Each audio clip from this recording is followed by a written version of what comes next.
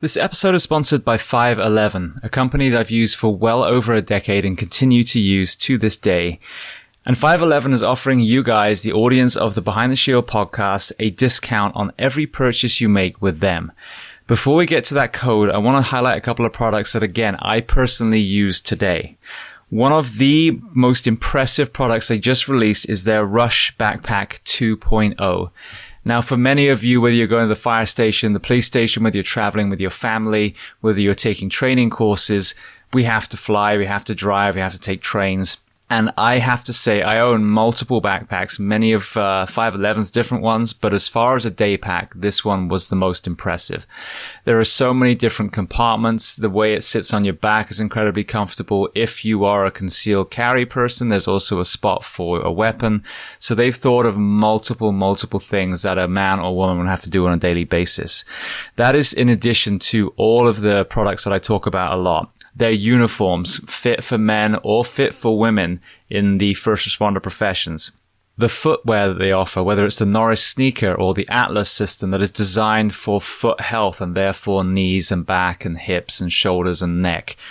As a civilian, I live in a lot of their clothes as well. Their jeans stretch. You can actually squat down in them. We live in Florida here, so I wear a lot of their shorts, which again, very lightweight material. You can get it wet and it will dry almost immediately. And then moving to the fitness and tactical space, I used to have just a regular weight vest. Recently, I switched to a 511 vest and actually bought ballistic plates as well. My thinking was simply, if I'm going to have a vest, why not have one that protects me as well? And that TAC vest is trusted by law enforcement all around the country. So I mentioned they were going to offer you a discount code. So if you go to 511tactical.com and enter the code SHIELD15, SHIELD15, you will get 15% off, not just that one purchase, but every time you visit their store. And if you want to learn more about 511, their mission, their products, then listen to episode 338 of the Behind the Shield podcast with the CEO and founder, Francisco Morales. Welcome to episode 602 of Behind the Shield podcast. As always, my name's James Gearing, and this week it is my absolute honor to welcome on the show RJ Casey. Now, RJ is probably a real version of the world's most interesting man. He is a former pararescueman, Army Ranger, contractor, stuntman, member of Team Force Blue, and so much more. So we discuss a host of topics from his incredible journey through the military branches to finding himself working in Hollywood and everything in between. Before we get to this amazing conversation, as I say every week, please just take a moment, go to whichever app you listen to this on, subscribe to the show, leave feedback, and leave a rating. Every single 5-star rating you leave elevates this podcast, making it easier and easier for others to find. And this is a free library of over 600 episodes now. So all I ask in return is that you help share these incredible men and women's stories so I can get them to every single person who needs to hear them. So with that being said, I introduce to you RJ Casey. Enjoy.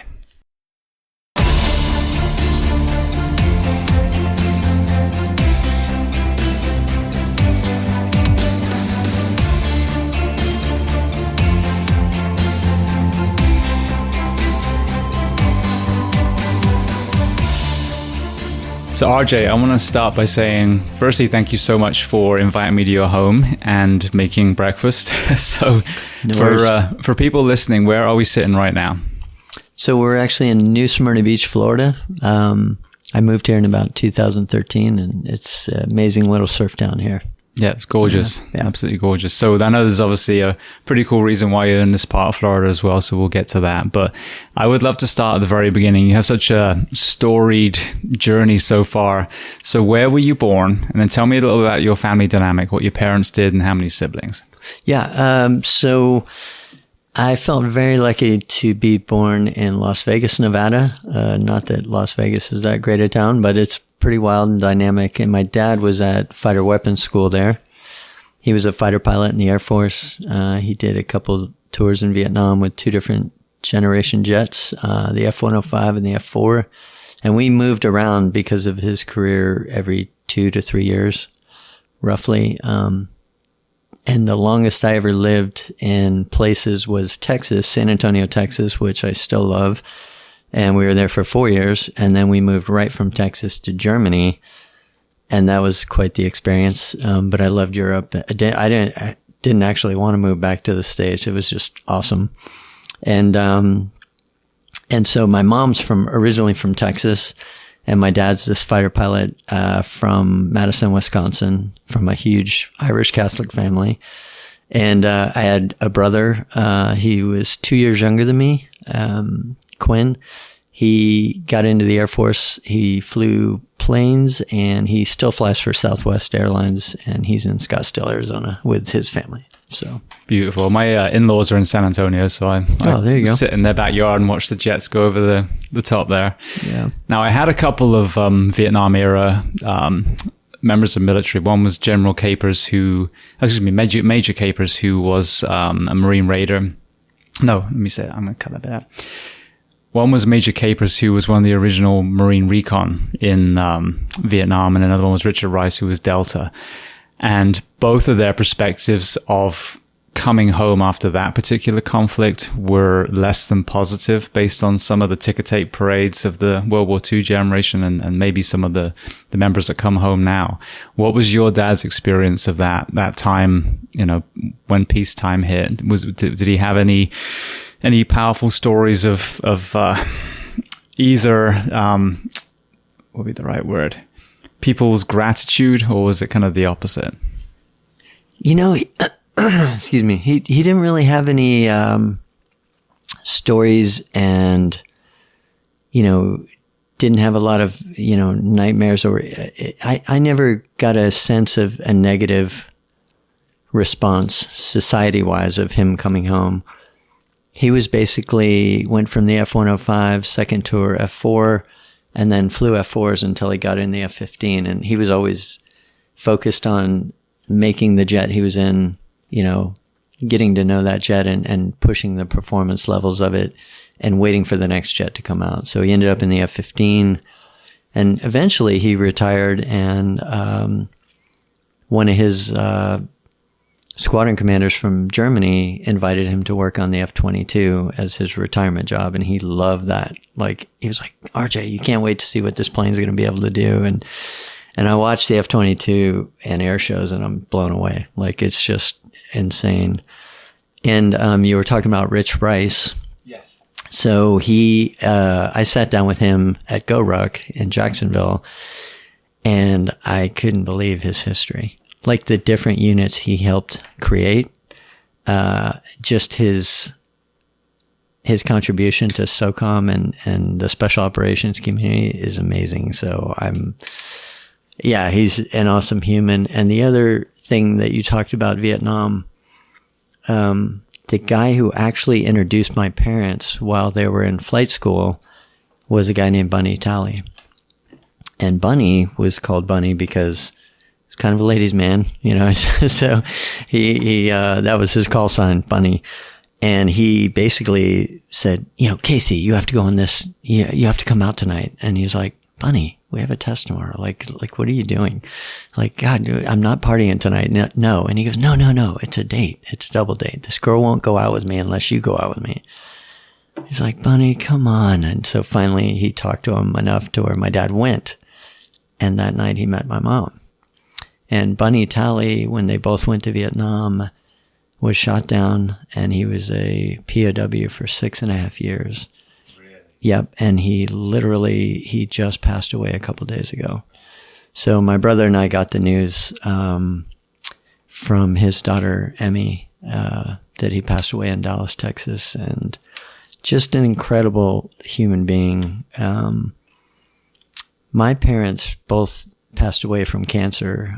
One in 2012, my dad, from glio, a very aggressive form of brain cancer. And then my mom was diagnosed as my dad was finishing his treatment with lung cancer, went into remission for about a year and passed away 2 years after my dad. And my brother, being way smarter than me, figured out, he goes, do you know that mom and dad spent the exact number of days on Earth? So they both passed away at the same exact age. And I was like, how would you even think to, and he was like, yeah, I know. It's just, I just saw the dates that we were going to put on their, their tombstones at Arlington. And I just started doing the math, and, they both died at 70 years old and this many days. And I was like, wow. But between their passing, I was graduating from the Combat Rescue Officer School, and when I found out the exact date I was going to school, as soon as I got into Albuquerque, New Mexico at the apprentice course, I said, do you have a graduation speaker? Because we're going to graduate in a month and a half. And they were like, no, we've got a couple ideas. And I was like, Bunny Talley is going to speak at our graduation, I hope. So we don't have a speaker. I'm going to call him right now. So I called him, and he showed up a couple days before our graduation. And my dad never really talked about Vietnam, and Bunny didn't either. I remember when we were driving across country, we'd stop at his house, and he was at American Airlines at the time. So he lived in Dallas for a very long time, and he was one of their senior captains forever. And then he retired and just stayed there. But I remembered he was one of the few people that my parents knew that had a pool in their backyard. And so we'd go to the pool, and unfortunately, as a result of 6.5 years in the Hanoi Hilton, when we were at his house, you could hear him scream at night, and it was every night. And when he would come out to the pool, like, there was not much skin on his back that wasn't covered in scar tissue. And he was the most humble, gentle, like, amazing guy, as a lot of POWs are and were, because they're passing away at a rapid rate. But when he gave his speech, literally you were either laughing because his stories were so funny and comical because things happen comically in combat zones, or you were crying your eyes out because you couldn't believe that a human could endure some of the things that those guys endured. It was an amazing speech. And the day or two leading up to that, him being the guest speaker, he talked to my brother and I about Vietnam, and like, it was pretty amazing. Anyways. Well, thank you for that. And I think that the humility, firstly, is a huge thing. I mean, you mentioned Rich Rice, and I don't know if I know a nicer person on planet Earth. That's also probably one of the most dangerous people on planet Earth. And yet you get, and we talk about the entertainment industry that you're in as well. And we were just talking before we were recording about some of the humble, great humans in that. But there's a lot of peacocks in that, and in my profession, in the fire and military and everywhere else. But that humility, but also, I saw the same with the World War II generation. There was a lot of bottling it up and keeping it inside. And I think the Vietnam especially. So for them to be able to realize that this environment now, they can start talking about that is so important. When you were talking to him, to survive something like the Hanoi Hilton is, unprecedented. Where did he go mentally that he was able to endure all that physical and mental torture? I don't think I ever specifically, I kind of just let him talk. And I don't think he ever described the places in his mind that he went. But my dad would talk about, and my dad was actually his escort officer when he came back. And I'll tell you a quick funny story. The first meal that he had that wasn't provided by, whoever, his first home cooked meal was at my parents' house. Right. Because my dad was at the Pentagon and they were living in Lorton, Virginia. And so my mom makes like one of her best meals. And she was like, couldn't wait to give him his first home cooked meal. And so it was chicken and wild rice. And so Bunny's eating, and my mom's like, what do you think, Bunny? He goes, the chicken's amazing. The chicken's so good. And she goes, you don't like your rice? And he goes, not so much. I'm probably not going to eat rice for a while. And my mom just burst into tears because she realized that's probably all he ate for the last, and she was like, oh my God, I can't believe I did that. But my dad was talking about how he won like the air squat competition, and like they would do things to keep their mind off things. And that was about as close as I got it. But another story that I heard about Bunny, and he didn't tell it. I heard it from one of the guys from the embassy. But the first ambassador, when they reopened the U.S. Embassy in Vietnam, was a POW. And Bunny was like, how can you go back there? Are you insane? Like, what are you thinking? He's like, Bunny, you really need to come back here with me. And the guy had been over a couple of times. And he goes, you know, it's different. And he goes, I just got this incredible closure by going back there and reestablishing. And he goes, you know, it was war and there's no war now. So it's kind of good to go back and, you know, whatever. Bunny was like, you're crazy. I'll never go back. And so he was like, you're going back. And so years he worked on Bunny, like, Bunny, please just, hey, this might be my last year. Please come back. And so during his last year as the ambassador, Bunny went over there. And so he was part of a delegation, basically.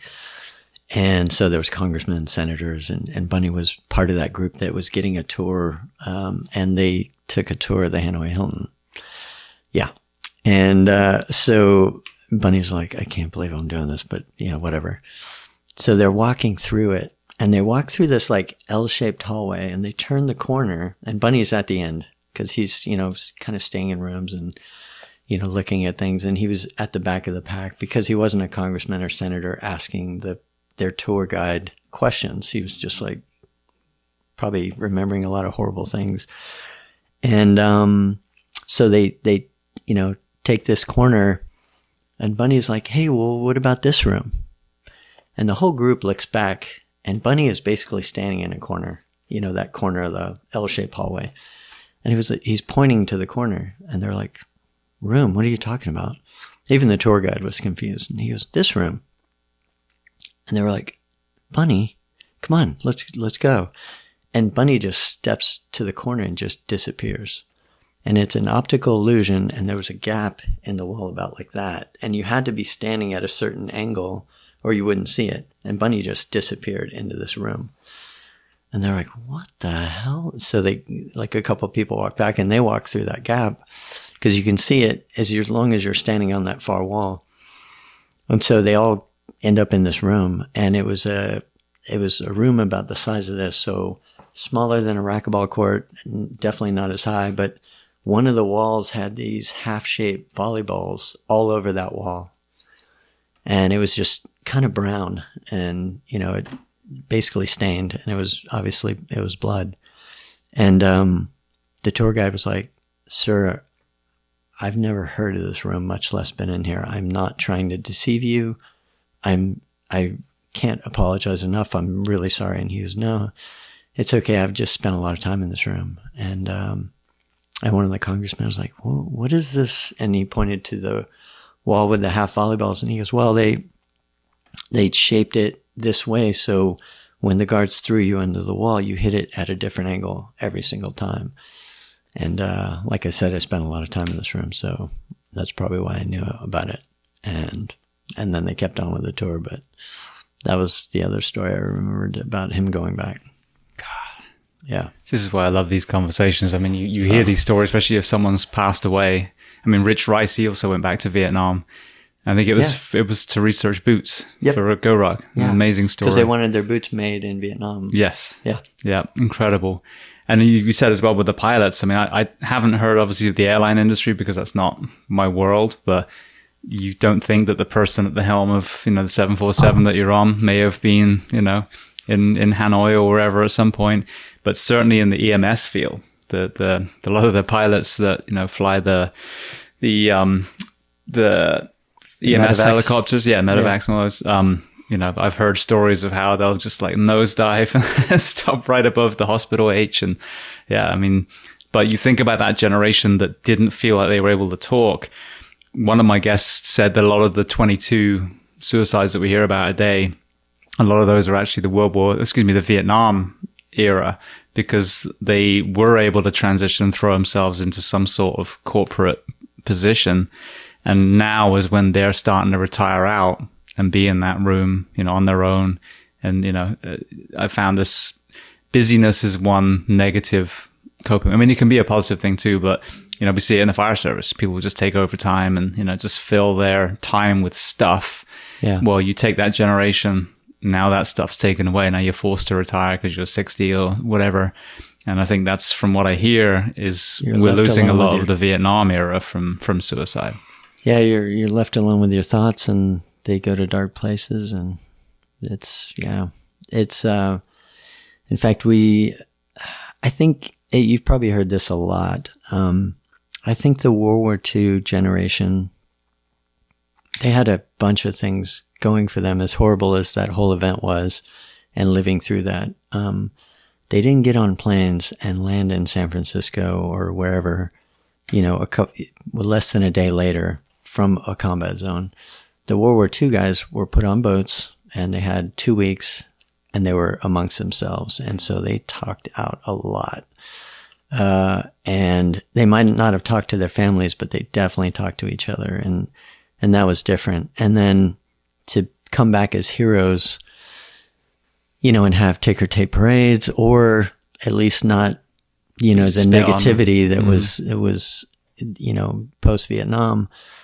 So they had a couple things going for them, and the greatest generation, they came back and accomplished a lot of amazing things, as opposed to Vietnam, where basically some of them were brought out of combat zones, maybe had a shower, maybe not, put on a plane, and within 24 hours, boom, they're back in the U.S. culture. And the U.S. culture was not, there was not a good view of that war. They weren't saving freedom throughout the entire planet. They were invading another country, and whatever the line was back then, but it was definitely negative. So there was a lot going against the people that went and fought in Vietnam.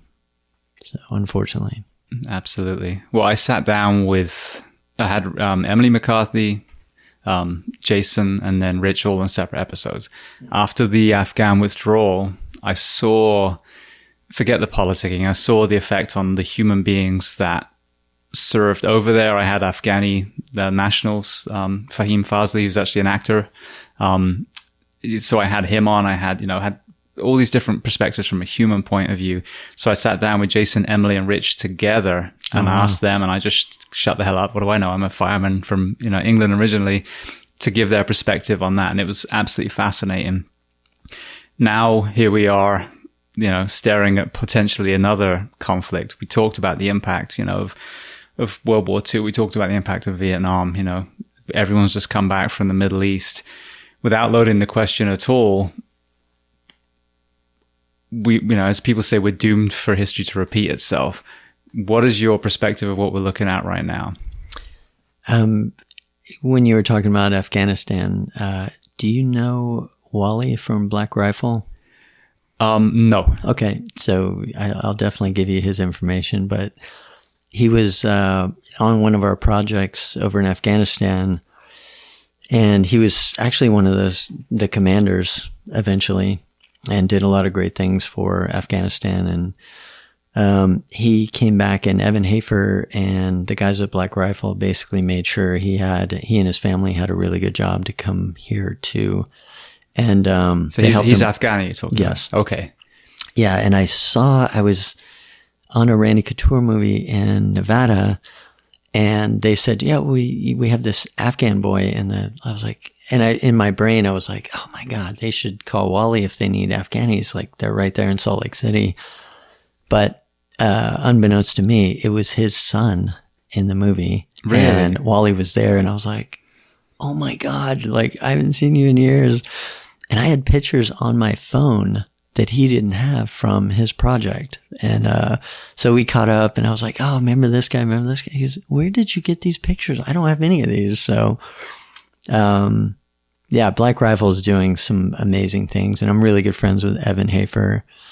And back to movies, I was on with Jared Taylor, who JT was TAC P for the Air Force. And he's one of the Black Rifle founders, isn't he? Yep. He's always in the top 3, and he's, actually I was talking to him about Halo and how I was looking for vets to come over and help with that season 2 in Budapest. And I was like, hey, I'd love to tap into your guys' network. They're going to need some aviation guys, some medical people, which is PJs, 18 Deltas, and also guys that are calling in aircraft, whether they're calling in for a medevac or they're calling in for ordnance. I really want to make sure all that's correct for the show. So what do you think? And he goes, well, what do I think? I think I'm still in the top 3 at Black Rifle, and I'm going to be busy for the next few years. So, but let me put you in touch with people. So really good group of guys, and I'll definitely give you his information. Yeah, well, I'd love to get Evan on. I mean, all of them are phenomenal. I'm actually supposed to be having Tyr on soon. I don't know if you've come across with him, but I know because they have that altruistic branch of their organization, which, as we started talking before, that's kind of the core of what I do. Yeah. You know, it doesn't matter if you're a singer, actor, whatever. It's whether you're a good person. So yeah, he's supposed to be coming, but no, they all seem amazing. And then Evan was on Joe Rogan. I think it was with Matt as well. Yeah.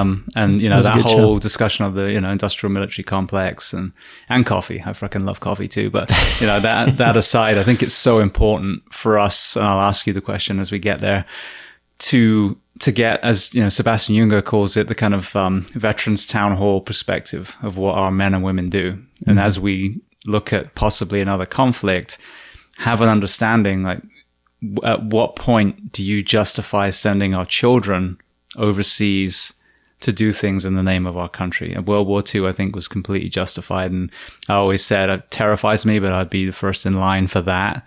I grew up with the Falklands conflict, for example. I struggle with that a little bit more. I feel like maybe that could have been diplomacy resolved. But I mean, again, I was a child then. I don't know the ins and outs, but, you know, it's a huge responsibility we have. And, you know, I love that kind of walk softly, but carry a big stick, be the peacemaker until you can't anymore. But yeah, I seem to see a lot of chest beating from people who have no skin in the game when it comes to their family and loved ones actually dying in combat. Yeah. It's, to watch what's going on in the Ukraine, on social media and not have a direction from our leadership. You know, that's pay scale is way above mine. But you're watching the Ukrainians, like, and the president, you know, just setting the example and leading his people to say, not on my watch. And you have all these men, women, and children, you know, some are escaping out of necessity, and some are like, okay, where are they passing out weapons, and how much ammo can I have more? You know, and that's their default. Like, this will not stand, and we will stand up to this. It's incredible. And I'm sure, a lot of my friends can't wait to go over there and help those people. Like, you can't watch and read stories about what's going on over there and not want to help them. So it's, you know, where's that line where I've done enough for my country or for, you know, fighting? I think you can't see a situation like that and not want to help out.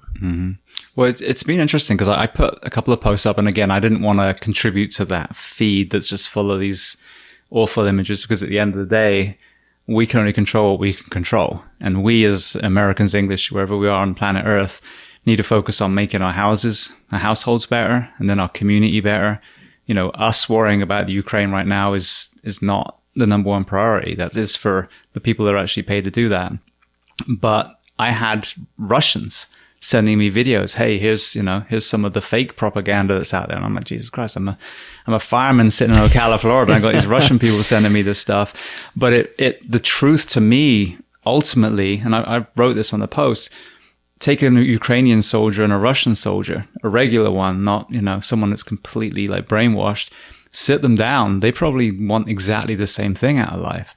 And you see this over and over and over again. And even with environment for you and your family. And and even with the kind of, you know, invasion thing, we, to the Afghani people, at a certain point, invaded their country.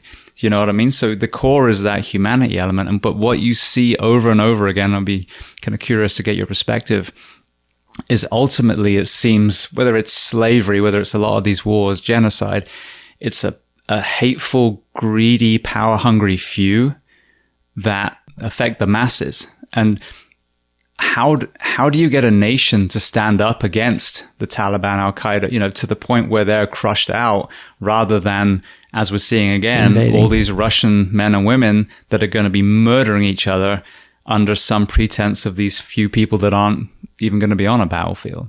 Yeah, I would add human trafficking in that, and sex trafficking. Like, that's how are governments turning a blind eye, or not, you know, as many departments as we have in the U.S., you know, government, how is there not something focused on problems like that?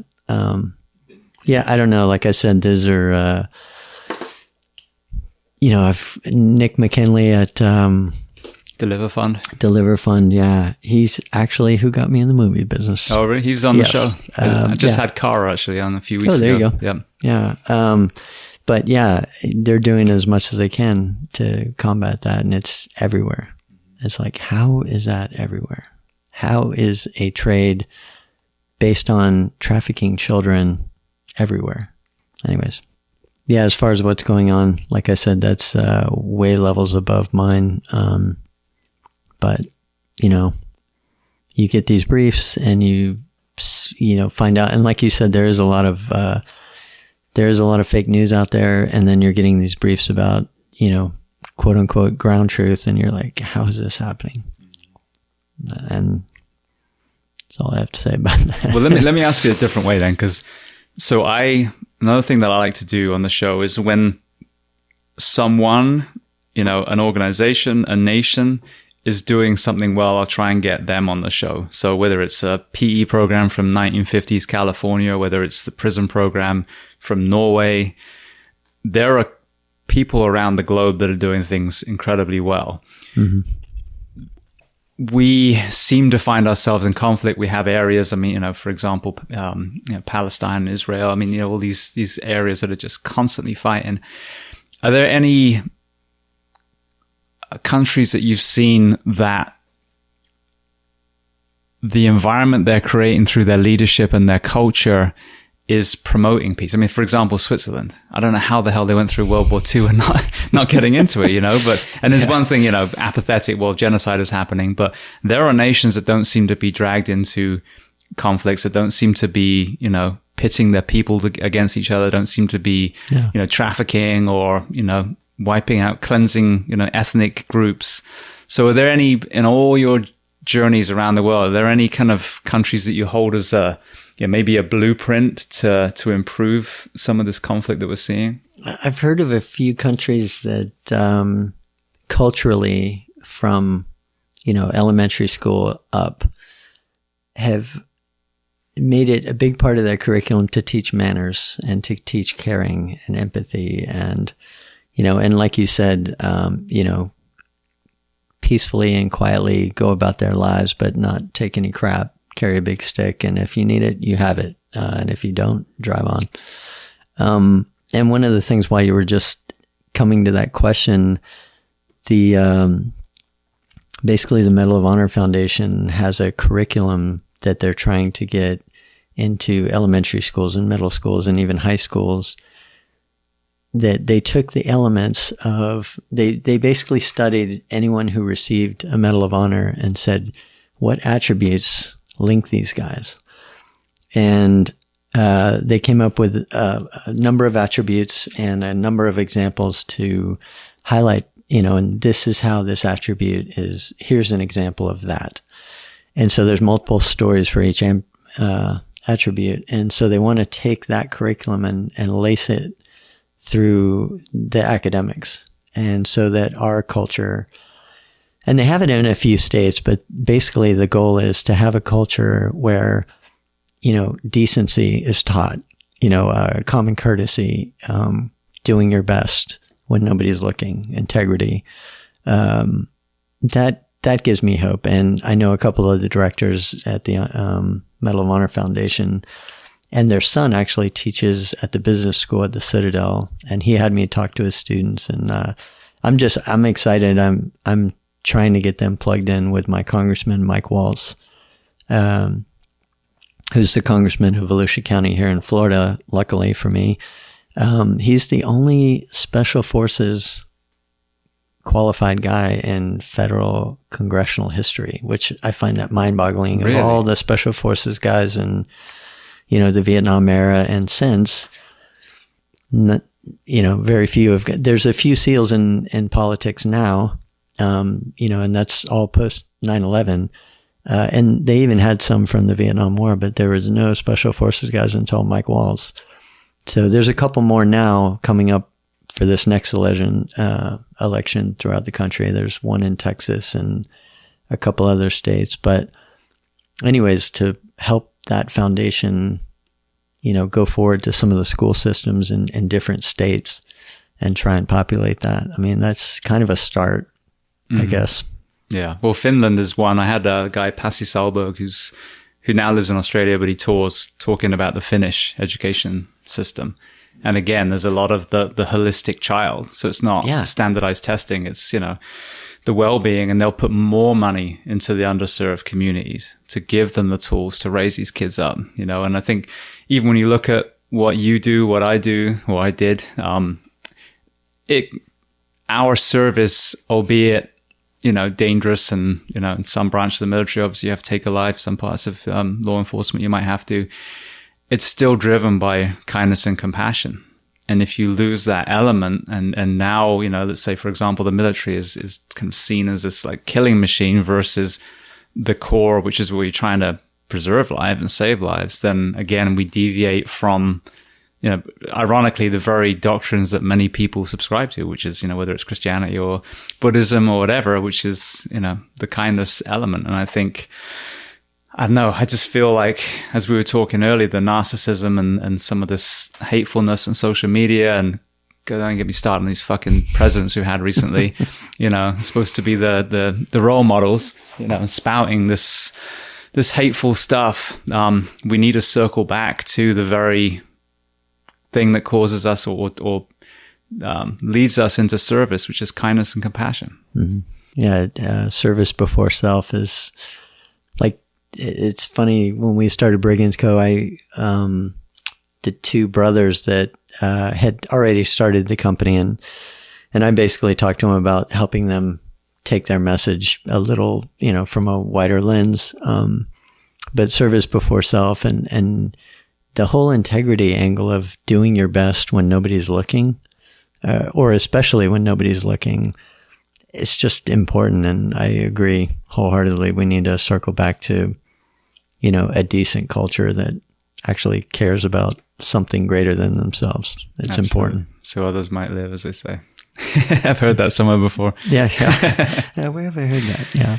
Well, the whole pararescue thing. It's pretty cool. The rescue mission,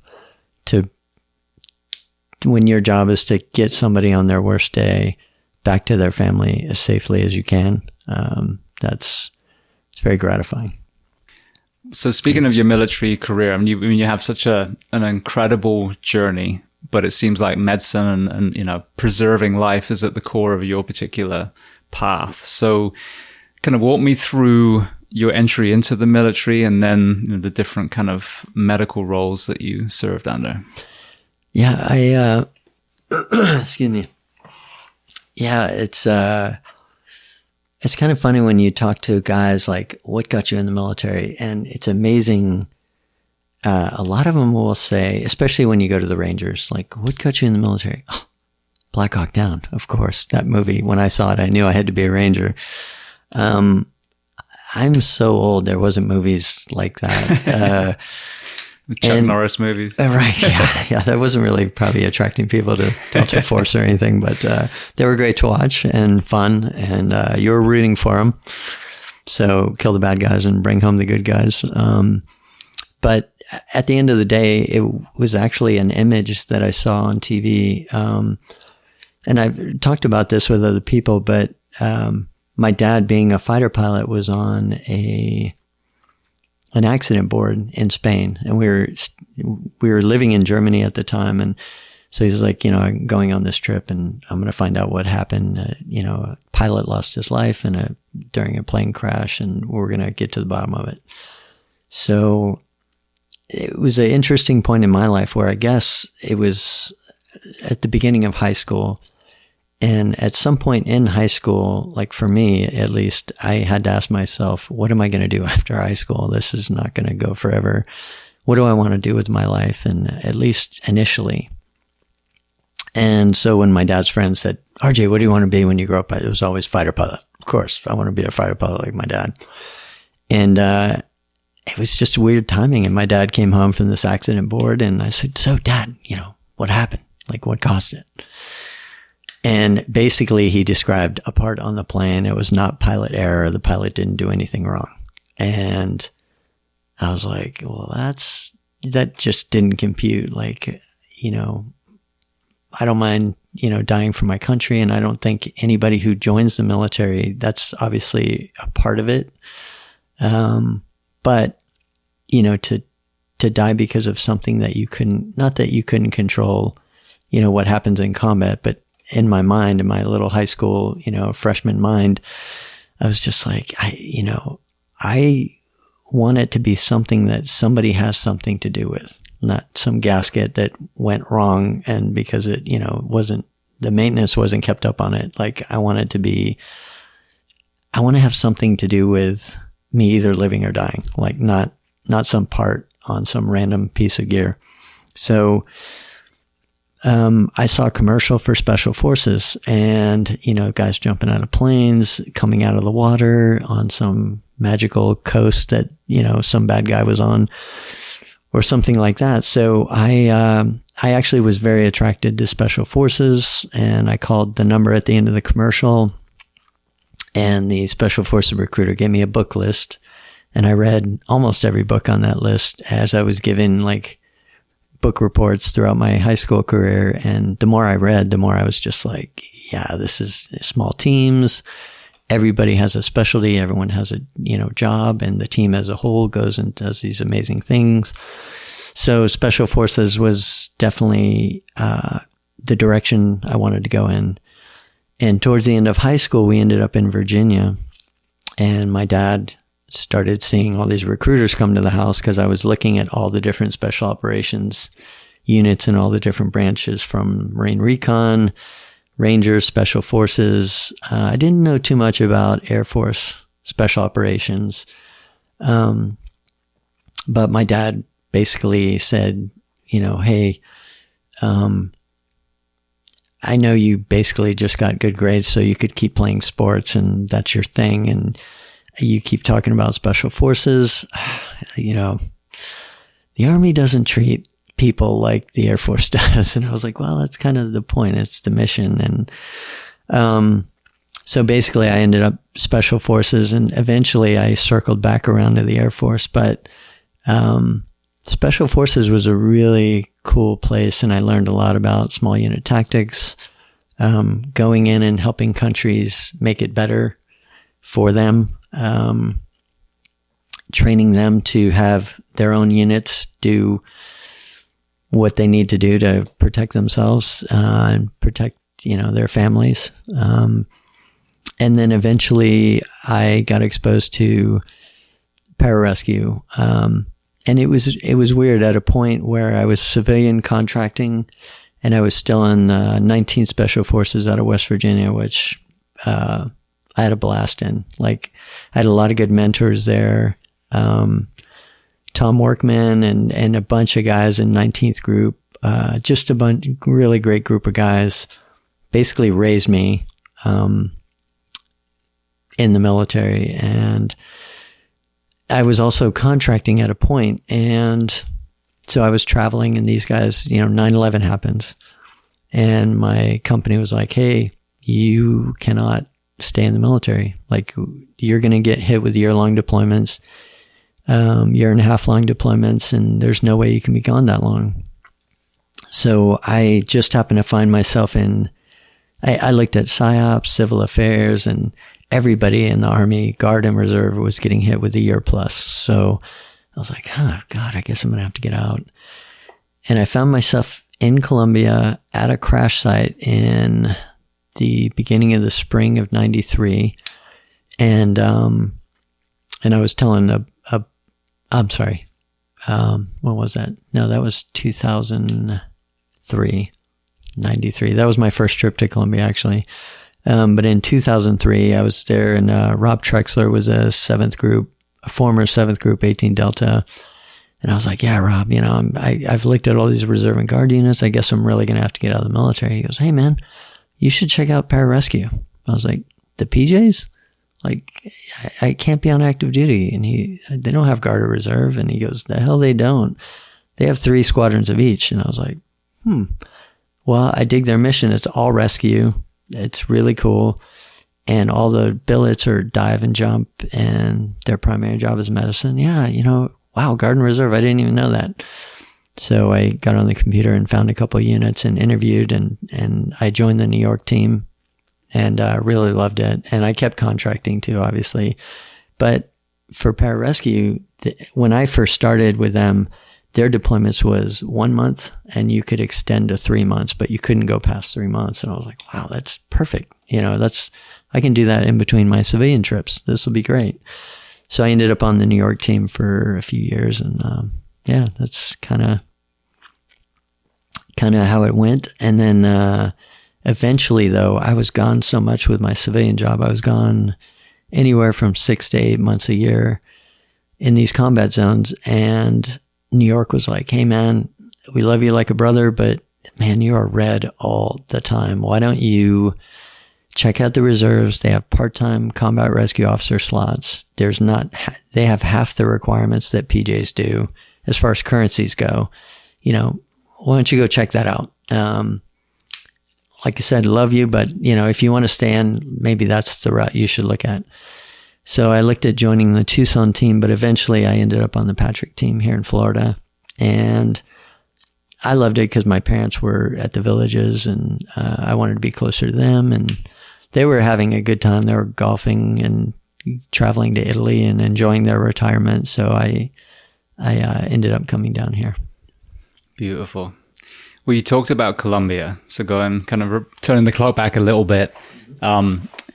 One of the lenses, again, I think that you guys get, that we get, is the war on drugs. And, when you think of Colombia, obviously you think about the cocaine trade. When you think of, Mexico, you think of more, what used to be marijuana. Now I think it's opium, if I'm not mistaken. Early in the show, I got an interesting lens on how Portugal had decriminalized addiction and the huge impact they'd made positively on their whole country, crime, addiction, everything. When I asked people out, especially when they're in Afghanistan, about that kind of element, at first it was very, very tight-lipped. And about 3 years ago, all of a sudden people kind of seemed to be a lot more, foregoing and talking about how the opium fields were funding the terrorist organizations that they were fighting. So retroactively in 2003, what were you seeing, boots on the ground, as far as the impact of, the drug sales, illicit drug trade in that country? Yeah, in Afghanistan, in Colombia too, I was going there a lot, and they were like, yeah, you need to take care of that Colombian drug problem. And I was like, Colombia doesn't have a drug problem. The U.S. has a drug problem. We keep buying it. They're going to keep growing it and producing it. And you go down there and you don't see Coke at parties and in bars, and it's not passed out. Like, coffee and cigarettes were free in 93. Drugs were nowhere to be seen. And obviously drugs were in a couple different places. But not like in the U.S. Man, the 90s, from Miami to New York to L.A., and it just, from that triangle, it just grew inward until it was everywhere. I think at one time, Colombia was responsible for, it was something ridiculous, like 98% of the cocaine in this country was all out of Colombia directly. And it was something even crazier, because you wouldn't think, with the Golden Triangle being in Asia, still over 90% of the heroin was actually from Colombia as well. So a lot was coming out of Colombia. And at one point, they were the number one murder capital of the world, number one kidnapping, number one for heroin, coke, like you name it. They were number one of all the bad things in the 90s. And then it just slowly migrated up to Mexico, to that transition to actually get into the U.S., and all the violence moved up with it. And so you don't hear much about Colombia these days in that regard. But yeah, you get over to Afghanistan and you're hitting these targets, and you're finding all this heroin and poppy fields and everything. And initially it was like, leave that. Don't touch it. Like, shouldn't we dump it or set it on fire or do something? They're like, nope, don't touch it. And we're like, that's weird, And then, years later, then, it was like, hey, destroy everything. So there was a policy change at some point. And again, that's, way above my pay grade. So, I did find that interesting, though. I was like, what do you mean, don't get rid of this evil product that's probably going to end up in the U.S., and that's where all the money's coming from? Or God knows where, Europe and everywhere in between. So, yeah, drugs is definitely an interesting topic. Yeah. Well, I mean, it's something that I hit hard because as a firefighter paramedic, we get to see behind the curtain. I mean, we know what works and what doesn't. You see all the results. Exactly. And they're not good. No. Yeah. And it was a crazy story. I'll give you the cliff notes because people that listen to this podcast have heard this lots of times. But my mother and my brother moved to Portugal about 20 years ago. And about a year or so into the podcast, my mum said, hey, did you hear what we did or what they did, the Portuguese government, for addiction over here? And I was like, no. And they said they decriminalized, not legalized. And there's a real misunderstanding. Like, okay, now you go to the Publix, the supermarket, and there's, crack and meth and everything. No. But if you're an addict, you're not sent down the legal road. You're sent down the medical road.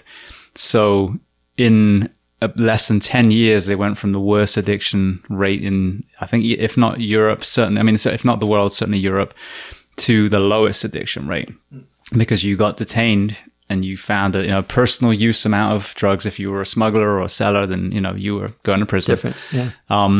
And you got funneled into an interview. You got educated on the resources that are available, whether it's addiction counseling, mental health counseling, because I'm a firm believer, addiction is a mental health element, and then even job creation. So rather than give you a felony, which gives you a record, and now you can't work anywhere, they go through the medical route and they create, an employment opportunity for you. And all those tools contribute to you, finding that path back. Yes, there are still that percentage that, they can't wean off, and they have safe centers, and they go to a medical facility. They take whatever it is that they take, and they're observed, and then they leave so they don't die of fentanyl overdose or any of these God things. Knows what, yeah. And then you look at the economic element. Economics 101 is supply and demand. So you remove the demand, you affect the supply. And as you said, and so many people now, and that's what I love about this podcast, I get all these international eyeballs, is if we understand that we're consumers and we put that power back in the hands of the medical community, not the underworld, you cut the head off the snake. Yeah. And now absolutely. You help Colombia, Mexico, Afghanistan, because if we don't need what they're selling anymore, maybe they'll go back to coffee, or some other thing that the farmers can still make money, but they're not going to get decapitated if they don't farm for them. Mm-hmm. Yeah. Yeah. That's I'll definitely have to look into Portugal's program, because we certainly need a lot more of that. Absolutely. All right. Well, then with the medical route, I know you were 18 Delta, which I, as a civilian, understand is a medic for Special Forces. And then I know you went into PA school. So kind of walk me through why you chose the medical route specifically rather than some of the other positions.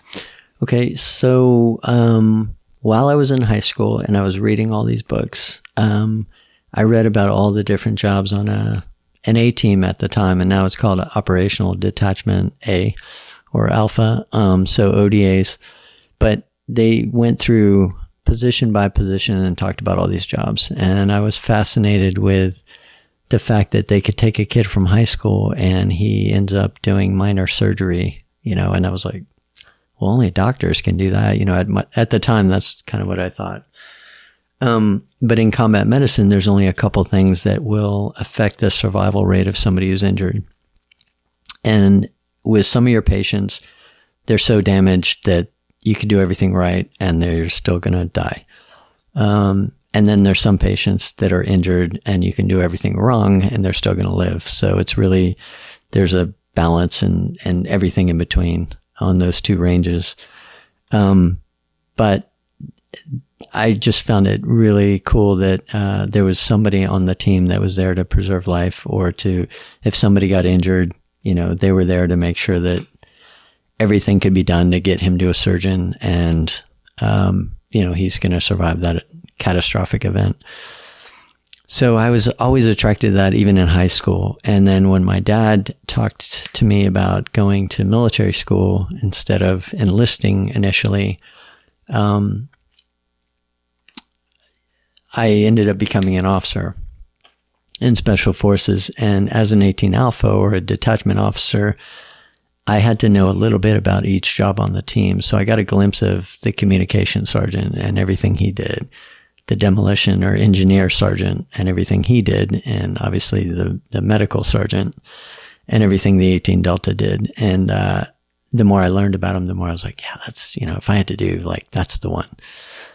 And then fast forward to 94, I had a free fall injury. I had 2 wind shears take me into some trees. Well, one take me off path, and then the second one took me into some trees that the farmer said over 50 miles an hour. He goes, man, you were screaming into those trees. I can't believe, and I'm on my hands and knees crawling because my foot is just hanging by skin. Literally all the ligaments in my tendons were perfectly ripped in half when I went screaming into these trees. And I was lucky that's all that happened. I could have easily got a branch through the sternum and out the spine, and I could have been still in that tree, actually. So we were way off our drop zone. It was the last jump of the day, and there was a couple concussions on that jump because everyone had a miserable, crazy landing. Except for the jump master. He made it back to the drop zone because he pulled way earlier than we were all briefed. Because he knew we were way off after he got out of the plane, and the rest of us kind of just trusted the spot, and we were kind of watching each other and linking up. And when it was time to pull, we were like, where the hell are we? And so we all dove for different places. But make a long story short, I had a surgeon tell me, you're never going to walk normal again. I was like, man, why don't you just cut and let me worry about what happens after that? I was already mad because I was going to miss the trip we were actually training for. And I did not want to hear any of that. Just do your freaking job, man. But I had a really freak ankle injury on my right side. I had a total talar dislocation. And like I said, all my ligaments and tendons surrounding that ankle were just ripped perfectly in half. There was a question about whether the blood supply was disrupted. Just medically, there's 3 places on the body where the blood supply doubles back on itself: the ankle, the hip, and the thumb. And so they were really worried about the blood supply to my right foot, my right ankle. So total talar dislocation, really freak. Usually it's just subluxed and it's not that big a deal. I really wish I would have just broke it because I probably would have been on jump status within a couple months. But as a total talar dislocation, and the blood supply in question, literally I was in therapy, physical therapy, for about 11 months. The first few months, obviously no motion at all, hoping that the blood supply would return. And then little by little, I'd start trying to break through that scar tissue. And, but while I was in therapy for 11 months, I was like, you know what? I am going to revisit that whole medical dream. I know I'm going to walk normal again, that doctor, whatever, he doesn't know me. And I'm going to do anything I need to do as an officer. But as soon as that's all cleaned up, I'm going to drop my commission and I'm going to go to the Special Forces Medical course with 19th Group. And I'm going to stay on an ODA as a medic while I attend medical school. And so my whole goal was to go to med school and just really get into medicine. And so after I was signed back on to jump status, I did 1 or 2 more trips as an officer. And as it turned out, the whole 18 Delta pipeline or school had shut down for a year. And half of it was at Fort Bragg and the other half was in San Antonio, Texas. And they shut it down to move everything to Fort Bragg and consolidate everything under one roof. So while that year was shut down, I ended up, being able to line things up to be in the first all Fort Bragg 18 Delta course. And it was there I met my friend, Aaron Hawley. So Aaron was the first person to tell me what a physician assistant was. And then while we were on rotations in New York City, I found out what a PA was. And I was like, wow, that's not 4 years of med school. That's 2 years of PA school. I don't have to do a residency. They have a lot of less paperwork, more patient contact. That does sound pretty good. Now, the PA program was actually started for military transitioning out, wasn't it? Have I got that right? Yes, you do. So Fort Bragg during the Vietnam War was like there's not enough doctors to fix all these people overseas. Holy crap, what are we going to do? So a group from the medical corps drove up to Duke University and said, man, here's our problem. Is there any way you can fast track anybody in the direction of at least being a first assistant during surgeries? And the physician assistant program was the result of that. And so Duke University actually was the foundation of all PA schools. Like, they were the first school. And I didn't really realize this, but a really good friend of mine, Don Fiddler, a psychiatrist, who I happened to be renting a room from. So I was living at his house in one of his spare bedrooms. He used to rent rooms to medical students that were coming up for either rotation or whatever.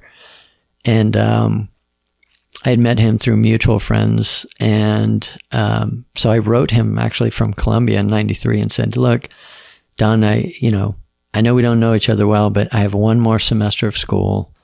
My unit is threatening to take my commission if I don't finish my degree. Can I rent a room from you for the spring semester coming up and get my degree and, just not worry about where I'm going to live when I come back from this trip? And he actually wrote back and he was like, yeah, no problem. So that was the spring of 94, and I was living at his house when I had this injury. And so he's a big movie buff. And he had like 400 laser discs or something crazy when laser discs were a thing. So I used to sit at home and watch movies at his house waiting for my physical therapy appointment. And one day, probably after a couple of weeks, he was just tired of me sitting on his couch watching these movies, waiting for my physical therapy appointments. And he was like, hey, RJ, instead of sitting around here watching movies, why don't you come to my med school class? You can sit in on the class, and after the class, we'll go have lunch. And then you can go to your afternoon physical therapy appointment. I was like, I don't know, sounds pretty good. Yeah, sure. So I went there. I sat in the back of the room during his class, and he was asking super basic questions to these first-year medical students. And he would ask these questions that I thought I knew the answers to. And he would say, who can answer this question? And nobody would raise their hand. And I didn't really look around the room, but they probably all looked 18. And I probably looked like I was in my early 20s.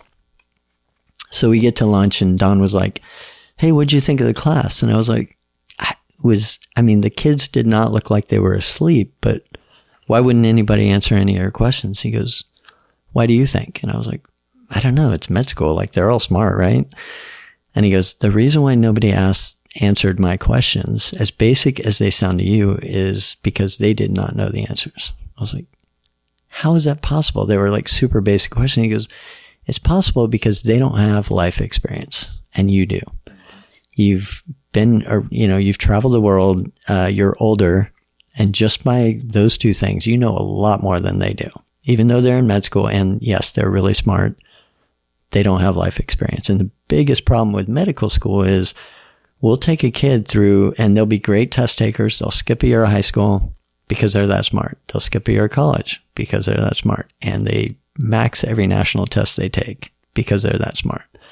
But you get them after the first 2 years of med school, which I'm trying to change now, me and a small group of the medical educators in the world, specifically in the US, we're trying to get them exposed to patients their first year so that we can develop their people skills. Because imagine a kid who's so smart, he skips grades multiple times. Now he's a freaking doctor. And yet one of his most important skills is communicating with another human being that he's never done. You see the problem. It's interesting because my wife said that her optometry program she's in now, she's 42 this week. Yeah. And so obviously, she's got a lot of kids that are exactly what you're talking about, and people in between, but they're pushing to try and have clinicals, I think year 2 for that very reason. Yeah. Because I know the PA program, one of the prerequisites, because I I got all mine in line and just never Nice. went forward, but was the thousands of hours of You still got clinical time. You still got time. For sure. I don't know if I wanted to be in the clinical settings. That was my own personal thing. I like scraping people off roads. Yeah. So. Well, there's that. Yeah. Yeah. It takes a certain personality to love that too. Absolutely. And to help people in those horrible events. But Don, actually, after that, that's when that's probably one of the main things that also had my mind go to, I want to go to med school, and I want to drop this commission, be a SF medic. So that conversation was pretty important. And then, let's see what's next. So, he set me up with the president of the admissions board for West Virginia University's medical school. So I walked in there, and all we talked about, like the first 40 minutes, we talked about Ireland. And my dad's whole family is from County Cork, and on both sides. So South Ireland, and I'd been there a couple times, and we just talked about Ireland for 40 minutes. I'm like, this is a really weird medical interview. Like, we're talking about Ireland. I can't wait to go back, especially to the South. And okay, whatever. So he asked me a couple questions, and at the end of the interview, he's like, okay, your grades are ridiculous. Like, they're horrible. Like, clearly you don't give a crap about academics. And I said, well, it's not that. It's just that I am very excited about doing things with special forces, and anytime I can go to a school, I will skip out. And I tell all my teachers, hey, I'm on orders, I'm going to leave, and I'm probably not coming back this semester, or I'm going to come back in a month, depending on what the trip was. So I tell all my teachers, and it's a university. They're not exactly military friendly. So some, market withdrawal, some market whatever they market, and it's usually half of them, it's not pretty. So my transcript is a mess. And he goes, okay, well, the good news is you're older. We need people like you with life experience to become doctors, because you can clearly talk to another human being. And, he basically reiterated what Don had talked about. And he said, so this is the plan. You're going to do your prereqs. You're going to ace everything. If you think you're going to get a B, you drop that course and you take it again and get your CR together, and you ace it. You ace every one of your prereqs, and you hit, you score mid-level on the MCATs. You don't have to max it.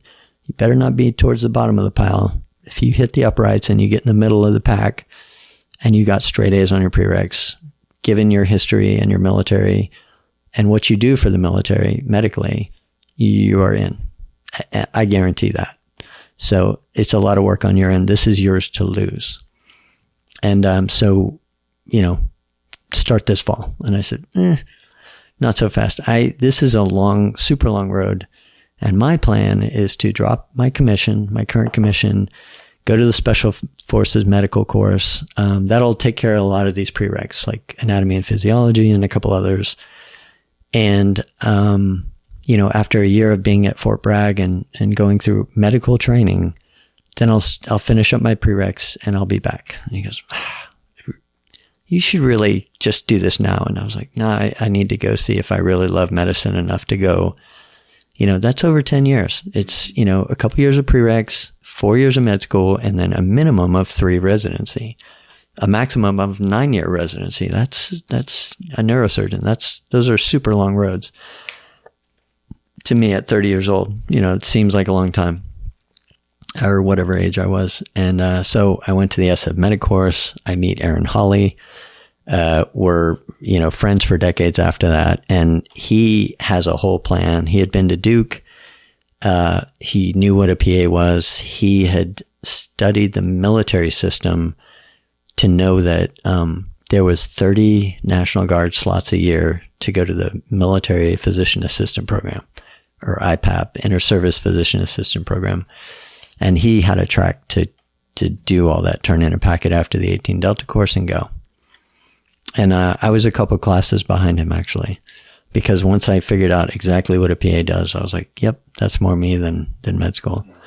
And I went back and I told the guy from the admissions board, and he goes, okay, well, if it doesn't work out, come back. So he was really cool about it. But I ended up going to the military PA program, and I was glad I did. I got to do a lot of things with the military and different agencies that I would definitely not have been able to do as a MD or a DO. So that's the medical story and how I got into it.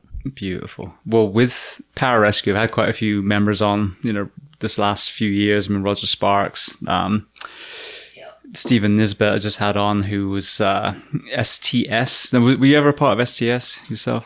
No. So in New York, I never deployed to a combat zone as a military member until I got on the Patrick team. And I've deployed only twice out of 40 deployments. Like, that's pretty ironic, I think.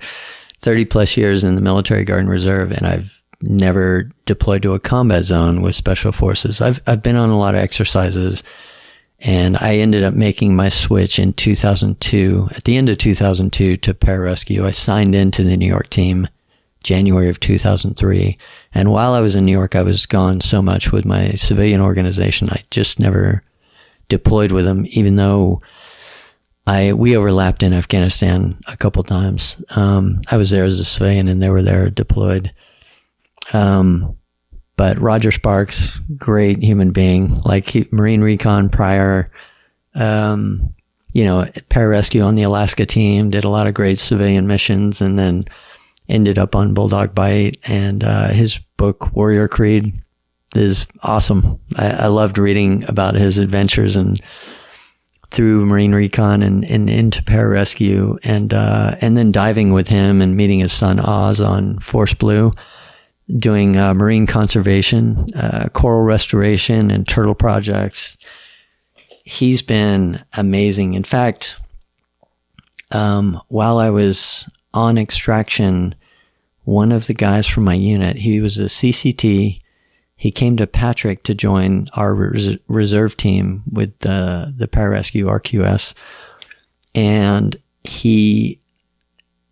because we were going the special warfare route where we were going to have TACPs, CCTs and PJs and other jobs in RQSs, probably I think we have 4 or 5 CCTs that came to our unit and said, I want to join. And we're like, we're not special warfare yet.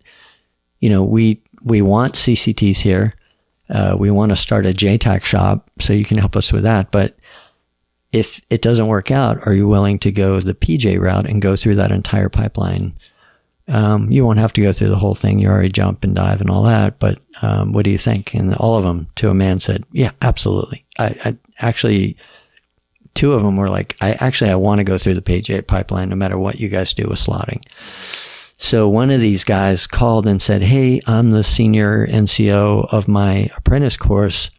I want you as the guest speaker. And the dates were kind of shaky. And I hadn't really been given my exact dates for Christmas Exodus from Extraction 2, the movie.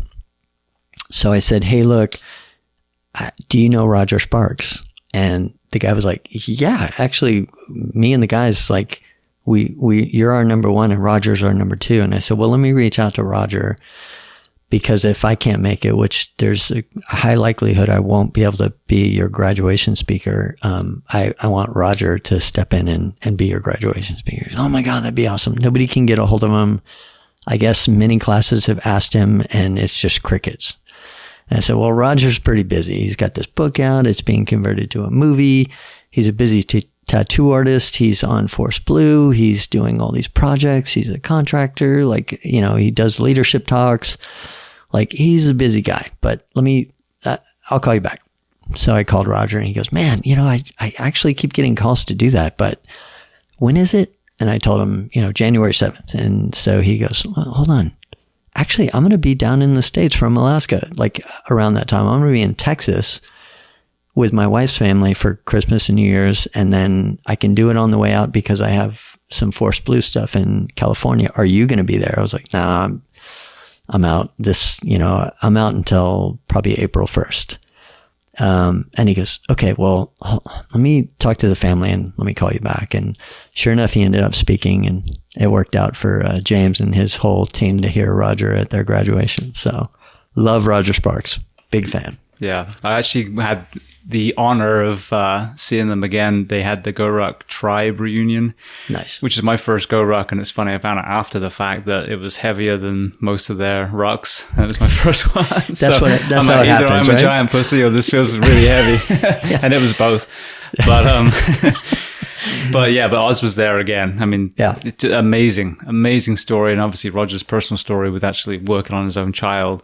But the stuff that Oz is doing now, you know, I mean, that he's crushing it on these courses. Yeah, he incredible. is. And he actually reminds me, different background completely, but there's a guy, Chris Nikic, that I had on the show who is Down syndrome, and he is an Ironman triathlete.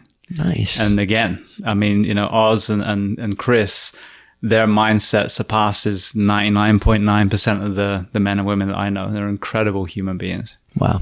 Yeah. It's been great to have Oz on the boat and the beach when we're doing these projects, and he's amazing. And it's fun that it's just a really good organization. That it's kind of weird to take something that you were trained in the military for such, you know, a dramatic or dynamic, and some might call it negative, but you know, when you're there to, you know, get bad guys and you're infilling by water, and to take all those skills and to translate them to coral restoration, or, you know, being part of a turtle study, you know, to help the turtle population, like it's really gratifying. And I feel very lucky to be a part of that organization. Like, it's amazing.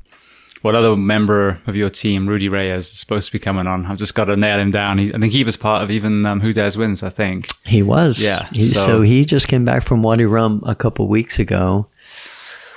And Rudy, man, he's it's fun to hear Rudy's stories about Roger when he was an instructor at the recon unit, or the recon pipeline. And his girlfriend, Jade. Actually, I'm really hoping both of them are on Halo season 2 and 2 through 5 if things work out. And I think the dates could work out because Rudy is scheduled he just finished, I think it's season 2. And they're definitely going to do season 3, and he's a part of season 3 as well. I'm not sure where they're going to film that, but love Rudy.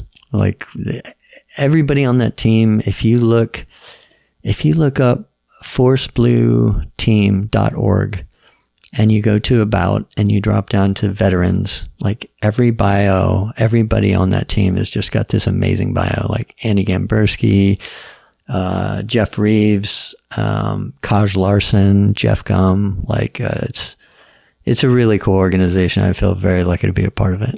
Well, and the through line again, like we were talking about before we start recording, is great human beings that serve for X amount of time and then transition out and want to serve more, you know. And I think whether it's actors, singers, military, first responders, those are the kind of humans I love getting on this show. Yeah. It's, there's another Marine Recon guy, Will.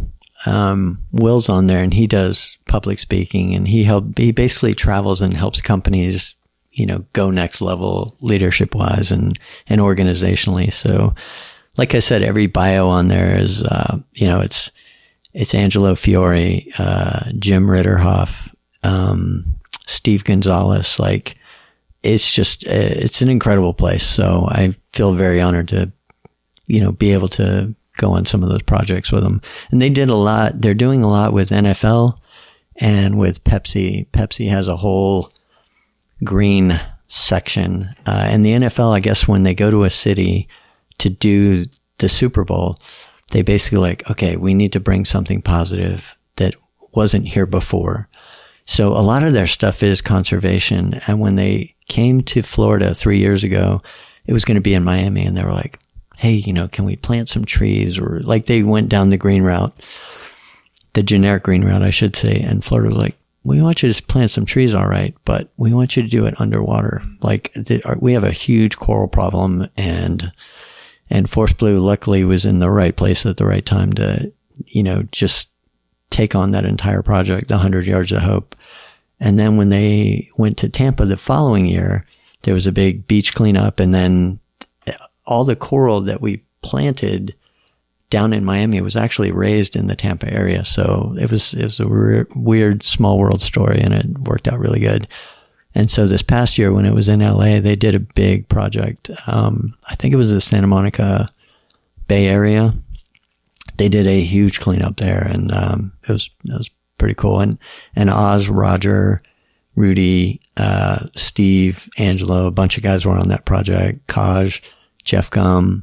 Yeah, it was good. It was good. I was over in Prague on this movie and I couldn't make it, but got a lot of the stories and got sent a lot of pictures. Where are you? And check this out. And they do amazing things. So like I said, it's an honor to be a part of that program. Beautiful. Well, you touched on the film world. I want to get to that in a sec. But just before I do, as I said, that kind of veterans town hall lens, you said you weren't on active duty specifically under, the Army's umbrella, but, you had obviously deployments in different kind of, under different organizations. So the one question I like to ask anyone who's been deployed into a combat zone, because we as civilians don't get a good lens into that. We get the very polarizing kill them all, let God sort them out, or they're all baby killers kind of, extremist reporting. Was there a moment in your career, or maybe like a first moment, where regardless of the politics that sent you to wherever that was, that you witnessed, something that made you realize that there were horrible people that had to be taken care of? Yeah. So as a civilian and being on some of the ground projects I was on, you got a big whiff of that. Like you would get a big target package and you would find out the history of the person you were going after. Maybe not everything, but definitely the part they wanted you to know and the reason why you were going after them. Excuse me. So you read some of those stories and you're like, oh yeah, this is a righteous target. We need to take care of this so he doesn't keep, doing what he's doing. But the more satisfying part of that job was being part of these projects that basically there was a handful of gringos, and we were basically recruiting, selecting, and training people from that country to do amazing things and to go after these targets themselves, with basically the information that we could provide, and then we would be on target with them and watch them do their thing and kind of guide them and advise them, like in the true FID, foreign internal defense way. I found it very ironic that I had to get trained by the military to do that as a civilian. But I felt extremely lucky to be one of 10 guys at the time that were physician assistant trained, SOCOM background, and I was always the medical guy on those projects. And it was really cool because after years of being in and out of some of these projects, you got to know those guys really well, and you got to know their families, and their culture, and to get a glimpse of that you had no business in that country getting that like taste of their culture. And I came to appreciate a lot of those families. And, and Wally's a really good example at Black Rifle. Like, wow. Like the fact that, it's sad that he had to leave his, country of origin to be safe with him and his family. But like guys like that are incredible. And there's countless stories of people in Iraq. I worked specifically in northern Iraq. So, with the PUK, Imam Jalal Talabani and his, Kurdish tribe, like they were amazing people and an amazing culture. So it was such a positive little glimpse into their culture. I felt very lucky to be a part of it and to see that side of that part of the world. Like, that was probably the coolest part of being over there. Have you heard of a Iraqi guy, Johnny Walker, who I have had Johnny on the show? No way. Yeah. Oh, wow. Him and Jason Tushin came on together, and another incredible story. And you hear, again, what an amazing lens into the Iraqi people and, what a lot of those, the courage of a lot of the people that were there. And I think that's the problem, which kind of segues to the other question. When we, the West, think about the Middle Eastern conflicts, we're at war with Iraq, we're at war with Afghanistan. And we're not. Our military are out there hunting these horrible human beings in these countries who are oppressing their own people. So the kind of other side of the question, were there moments, and it's probably even more pertinent because you were kind of a healer in your position, where amidst all this, this death and destruction, you witness moments of kindness and compassion? Yeah. And before we go any further, having mentioned Aaron, my friend, my good friend, I've been on a couple of podcasts where I have a disclaimer, and then I've been on other podcasts where the disclaimer didn't come up because I was describing selections or processes that are really super tough and not many people make it through. And, what I did to go through it and, trying to help as many people along the way. And on One's Ready podcast, that whole thing is set up for college kids and high school kids to set them up for success when they enter the special warfare pipelines. So the disclaimer is although I'm PA trained, I am not a practicing physician assistant. I am not licensed by the state of Florida to practice in a hospital here. Although I love medicine and being in remote areas and being able to help people in that way and get them to a surgeon as fast as possible so that they have a chance. The hospital thing is not my jam. Like I told you, it's not mine either. Yeah, no. And Aaron Hawley, he works at like 3 different emergency rooms, and he's one of the few PAs in the country that is actually signing doctors like MDs and DOs off on different procedures to work in emergency rooms. Like, hey, if you're going to work in this emergency room, go see Aaron Hawley, because until you're signed off, you're not officially working in this ER. So that's and he's super high end. His emergency medicine is, probably unmatched when it comes to most physician assistants and arguably a lot of doctors as well. So Aaron, there's the disclaimer. Love you like a brother. And, hopefully I'll catch up with you and Lee Schaefer soon. But having said that, it's, you have these horrible events, these horrible, gunfights, and you hear a C-130 yell, basically call over the radio Winchester, and they carry a lot of ordnance. And when they're out, it's really a bad day for the people on the ground, at least the guys that have comms with them. So to be able to help guys that are injured, shot up, to patch them up enough to get to a surgeon so that they could really be saved on their table, is a privilege for sure. Or to even just have a family member of somebody from one of your projects come in, and, get them special medical care that they have no business. Like some of these people in some of these areas have never even seen a doctor, much less know what a doctor is or a medical provider. And to have somebody bring in this ancient looking person come in and you just look in their eyes and you can't imagine the history that they have behind them. They're just these amazing people. And, to get them to an internist, let's say, and figure out that he has a kidney problem and, here's how we're going to, extend this guy's life. It's pretty cool. And like I said, I consider it a privilege to go into some of these countries and to, help as much as you can. Beautiful. Well, I think, again, it's so important for people to hear, all the good that happens. And this question has pulled out so many areas of humanitarianism that branches of the military do. We just always see as the CNN and the Fox and, the street fighting, and we don't see all the goodness, all the local villages that are being treated in clinics, and even animals, military vets that are patching up local animals and obviously the military animals too. I mean, these are stories that we need to be told. It's funny you just mentioned animals, because right before you said that, I was thinking of being in Texas for Hurricane Harvey as a pararescue element and flying and getting some of these people off their roofs and figuring out at the Guardian Center in Georgia how we get a dog who does not want to go into the helicopter and to safety with the family.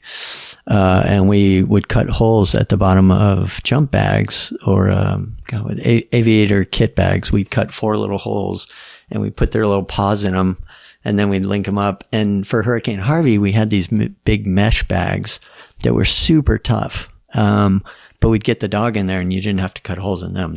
They were big enough to where you could have them. You just hook them on your harness and you'd hoist down with them.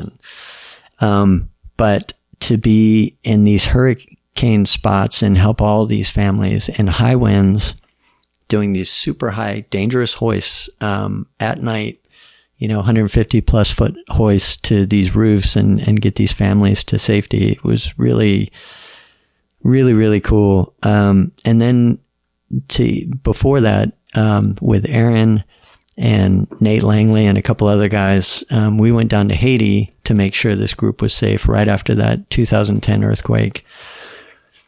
And, to go there and to get somebody who with this injury to his eye to an ophthalmologist on the USS Comfort, and to be able to affect and help people like that.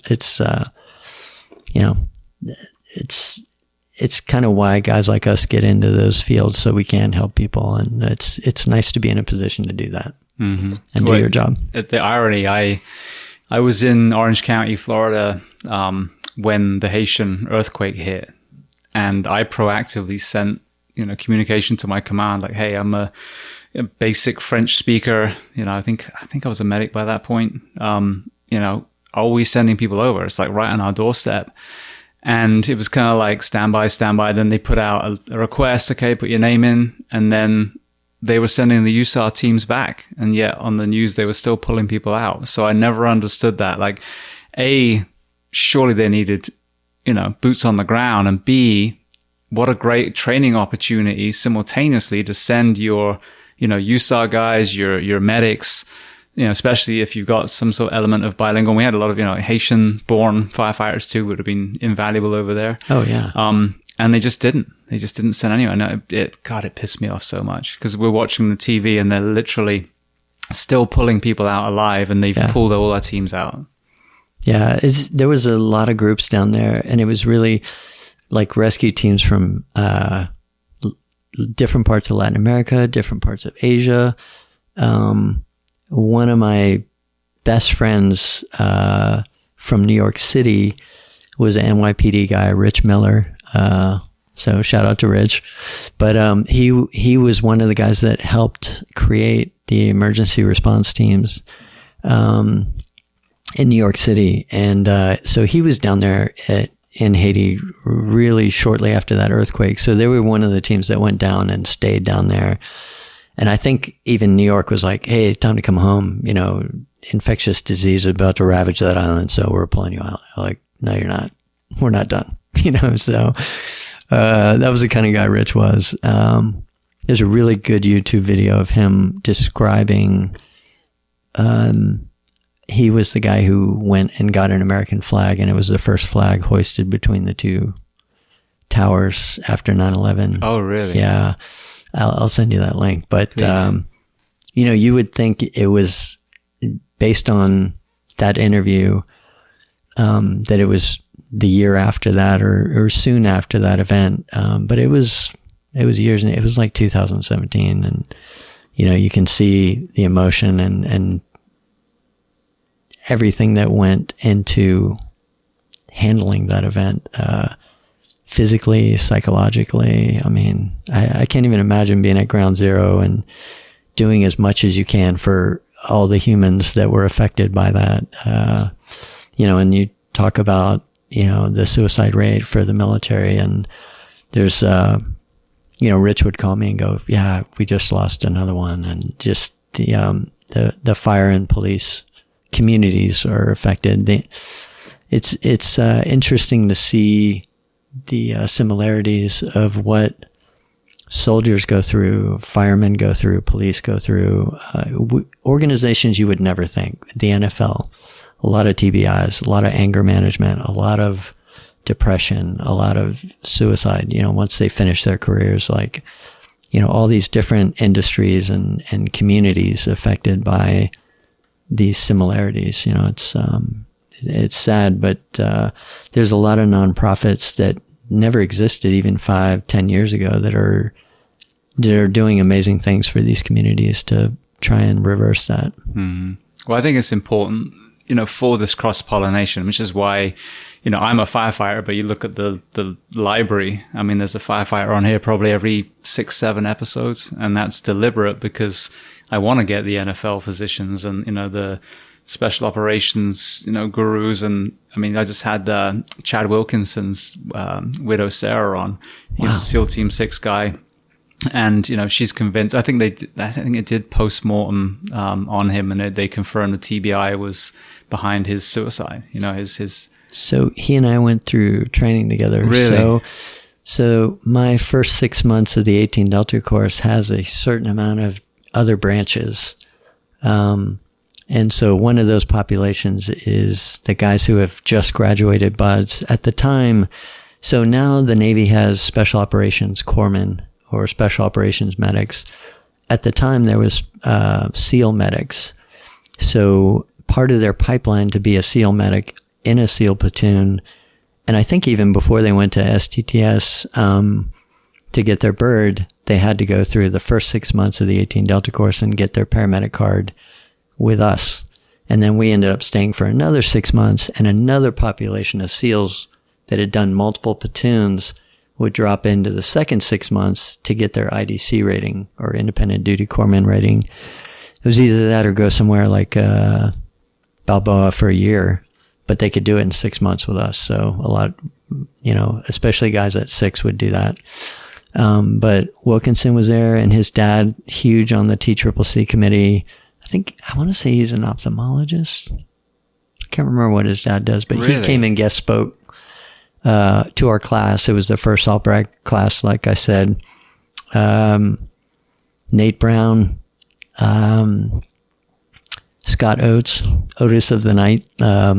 A lot of good SEAL friends from those courses. But yeah, when I heard about everything that happened surrounding his event, I just, it makes you want to help more to make sure that doesn't happen to any of your other friends or anybody else for that matter. Yeah.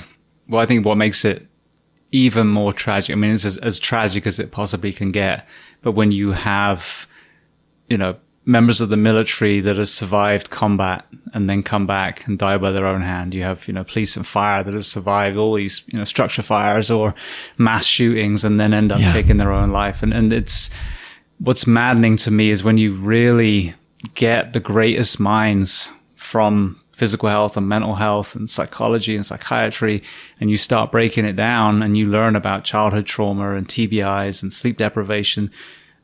These are preventable things.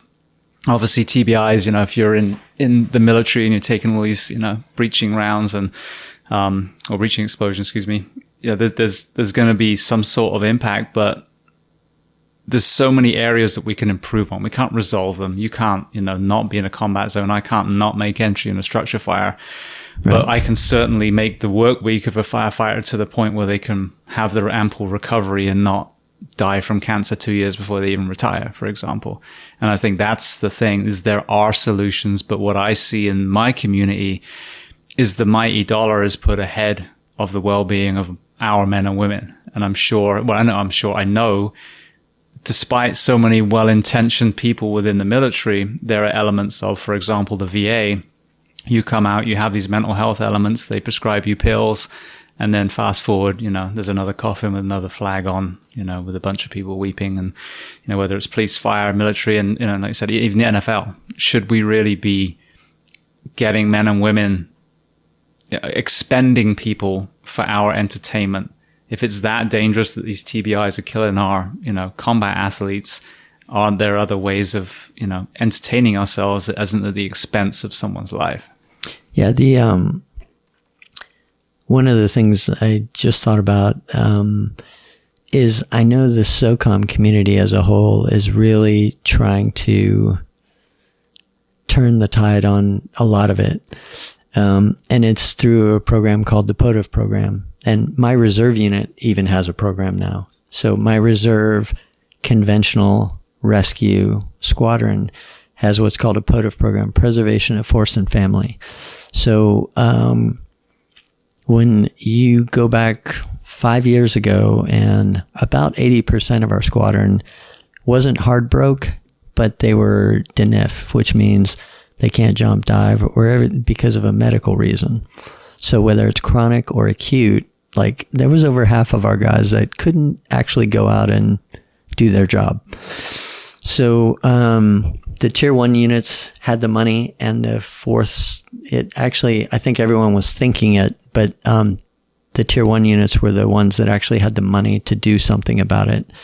And so they had those kind of programs first. And then once people saw the results of the positive results of those POTF programs on their members in those units, SOCOM was like, okay, that's it.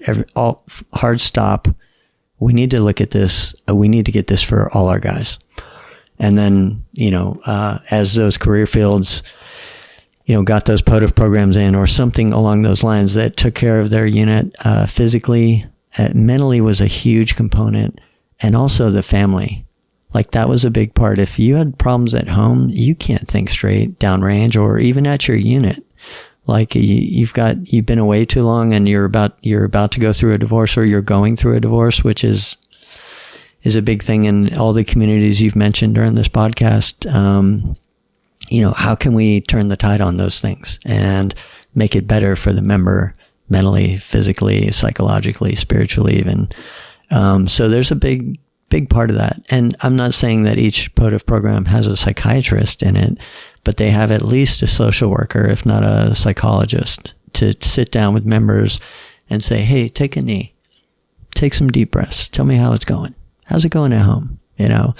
That's huge. That never existed 10 years ago. Not for a unit like my reserve unit down at Patrick Air Force Base, and it does now. So I know people are trying, and it's not 100% solution, of course, but it's better than nothing. Yeah.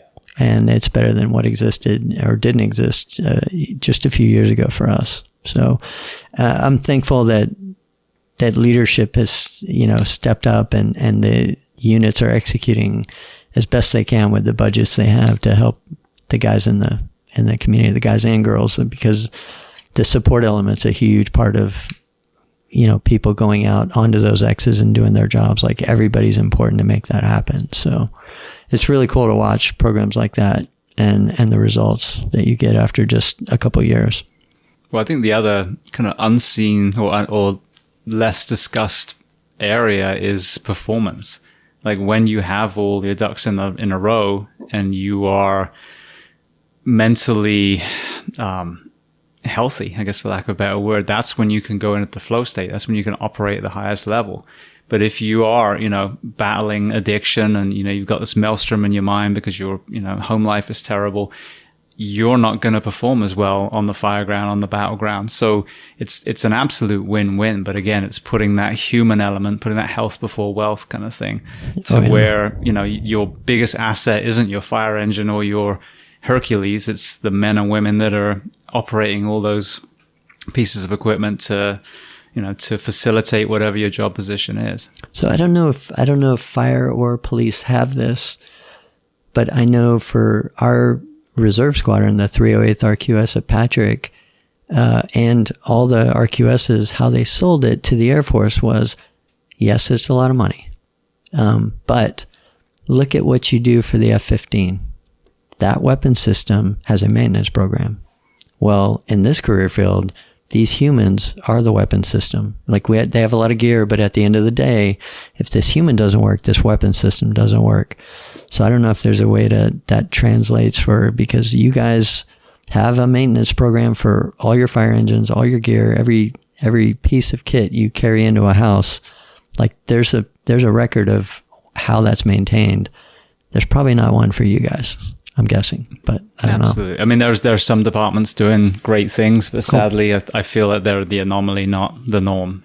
So, well, I want to transition to movies. Oh boy. Here we go. One thing we got in common. I mean, obviously we got the kind of emergency medicine element in common as well, but there's the stunt world. So you mentioned Nick McKinley, getting you in. So kind of walk me through the whole time you're, on this amazing military path, this medical path.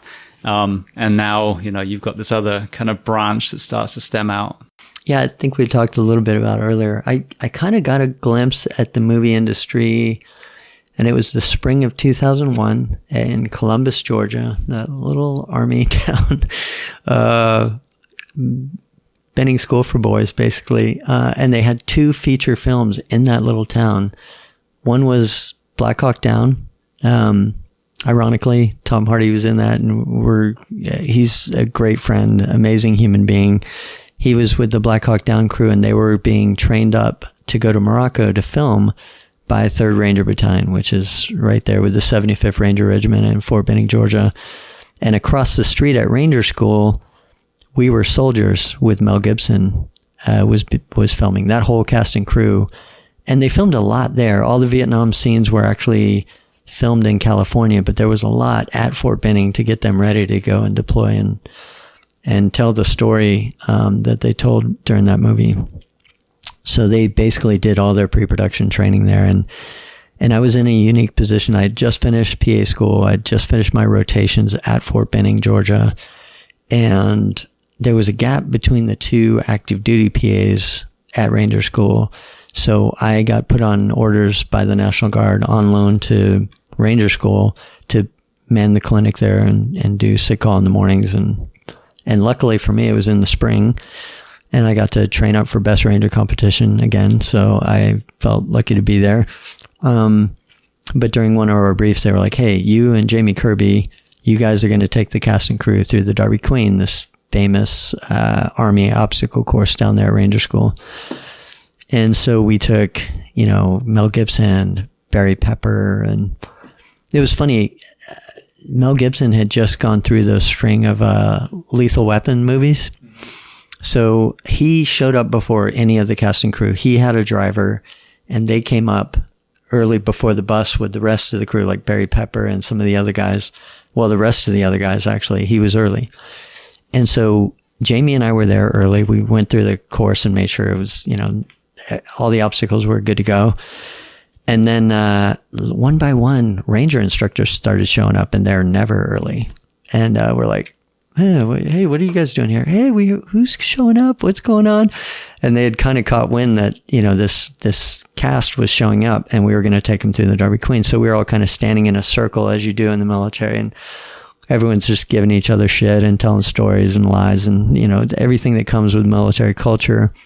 So Mel Gibson pulls up, and he walks up, and he kind of walks uphill to our circle. And, as you do in the military, when somebody walks up, you kind of leave a gap for him, and he fills it, and the circle's complete again, and you keep talking shit. And so after a couple of stories, and Mel Gibson's laughing, and he's kind of getting into it, he kind of looks across the circle, and I'm directly across from him, and he goes, hey, I noticed you're the only one with a Special Forces tab. And I said, yeah. And so in my mind, I was like, oh, Lethal Weapon, he's probably done his homework. And, yeah. Hey, I'm with 19th Special Forces, 2nd Battalion out of West Virginia, and I'm in the Guard. And I've worked with 7th and 5th Group just because of dive and Spanish and some other things. But, I'm in the Guard. And I'm on loan to Ranger School because there's, they're waiting on their active duty physician assistant to come in. And luckily for me, I get to train up for Best Ranger and hopefully compete, but we'll see. And he goes, yeah, you're an officer, and I noticed you're not a doctor. It has a S on the caduceus, and full blown, like he's seen the different insignia in the Army. And I was like, oh yeah, that S is for Medical Specialty Corps. I'm a physician assistant. Where'd you go to school? And dude, all of a sudden the instructor's like, oh my God, Mel Gibson is grilling RJ. What is going on? And hey, I went through the inter-service physician assistant program. So I went through the military school to become a PA. And he goes, well, let's see how well they trained you. And everyone's like, oh. And Mel Gibson was like, hey, I've got 2 bulging discs. So what do you suggest? I was like, well, that's kind of open-ended, but okay, here we go. I saw you walk up the hill. You had a pretty good gait. Not really thinking about bulging discs, but you know what? Probably everyone in this circle has bulging discs.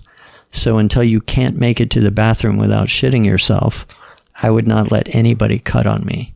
I don't know how you run, but you walk pretty good. So, I don't care what neurosurgeon is going to work on your spine. You probably have all the resources and money in the world to do your homework, which I'm sure you have. Whether it was orthopedic or neurosurgical specialties, you probably scoured the globe on who was, number 1 through 3, and you probably interviewed them all. But I don't care what any other records show. Once that scalpel breaks your skin, all bets are off. Everybody's different. So, good luck with that. I'd wait a little while before anybody cuts on you for bulging discs. And he goes, well, that's exactly what the top 3 neurosurgeons in the world said, and I guess they trained you pretty well. And so all the instructors started laughing, and but that was kind of my first glimpse into the movie industry. I was a big fan of movies, loved movies. I was one of those kids that their dad dragged them to the movie theater to see Star Wars in the 70s, and there's lines around the building, and I go into this movie Star Wars, and it's like this whole world opens up, and you're like, whoa. Well, we walked out of there just going, wow, this is next level. Like movies are only going to get better from here. And what a story. And the cinematography was amazing. So that's as a kid. Fast forward to Mel Gibson grilling me at Ranger School. I won't get into the details I did earlier, but basically I thought that was it for my career. They offered me a speaking part, and I actually went to Paris instead of the casting call with my girlfriend, who is still a good friend of mine, but yeah, not my girlfriend anymore. And years later, Nick McKinley, back to Nick, we had talked. I met him at the apprentice course in the summer of 2004. He was one of my pararescue instructors. And going through at over 35 as an E7 in the military. So I was a master sergeant in the Air Force with the New York team, going through the pararescue pipeline. And it was only because I had 16 years with Special Forces, obviously. So going through the course, I outranked pretty much all of my instructors minus the commandant and maybe his number 2. And I was definitely older or the same age as the oldest guy on those committees that were teaching the courses I was going through.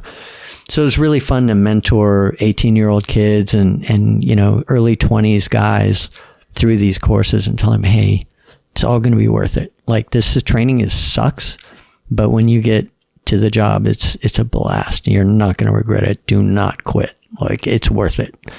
And you're pushing yourself to be a better human and seeing what your limits are. Like, keep driving on. Like this, you guys are very lucky to be a paid athlete. You're getting paid at NDOC for the Air Force at the time in the summer of 2003. You're getting paid to work out 4 big workouts a day for 10 weeks. And they're paying you. This is going to be awesome.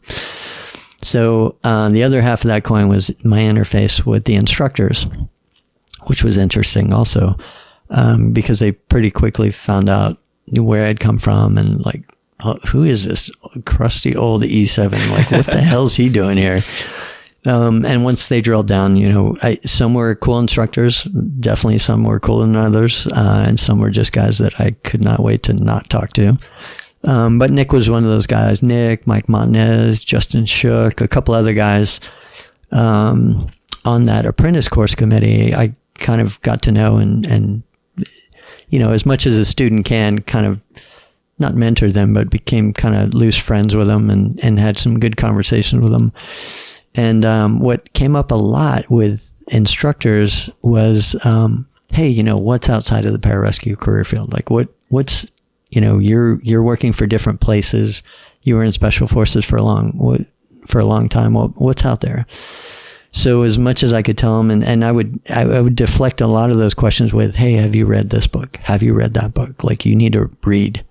Yeah, I mean, there's a thing called Google now, and you need to go search the questions that you're asking me, and you're going to find a lot. You'd be surprised what you're going to find open source. So go do your homework and then ask me questions about things you've read. But generically, here's what's out there. And you guys have a very cool skill set. Like in Special Forces, there's not too many Whiskey 9 people or Halo and Scuba qualified guys. Like, but every PJ slot is a Halo Scuba slot. Like, and you're all National Registry paramedics. Like, this is amazing. So there's 2 fields that need to be on every team, no matter what they are, whether it's a ground project or an ODA or a SEAL platoon or anything higher above those vanilla teams. It's a medical person and a communicator. You have to have both before you can break wire. So you guys are in a cool spot. Everybody needs you guys. So, good luck. Well, Nick and I stayed in touch, and he was like, hey, I want you to send my resume wherever you can, and I want to do something else. I was like, man, you just got married and had a kid. Like, are you sure? Be careful what you wish for, man. And it's not like, I go to a couple of funerals a year, and it's not exactly, the grass is always greener. Like, really think about what you want and why you want it, because, you might actually get it. And, be careful when you do. You're going to find yourself in some pretty crazy spots. And some days you're going to be like, I can't believe I'm getting paid to do this. And other days you're going to be like, there's no way. Like, it doesn't matter what they're paying me. This is not worth it. And everything in between. So, and after hounding me for a while, I was like, okay, all right, send me your resume. I am going to shotgun it to a couple different places, and I'll talk to a few people, but you and I have never deployed together, but I will talk about how we have interacted, and we'll see what happens. So almost a year goes by, 8 months or whatever it was, and I hadn't talked to him, and I did shotgun his resume out there.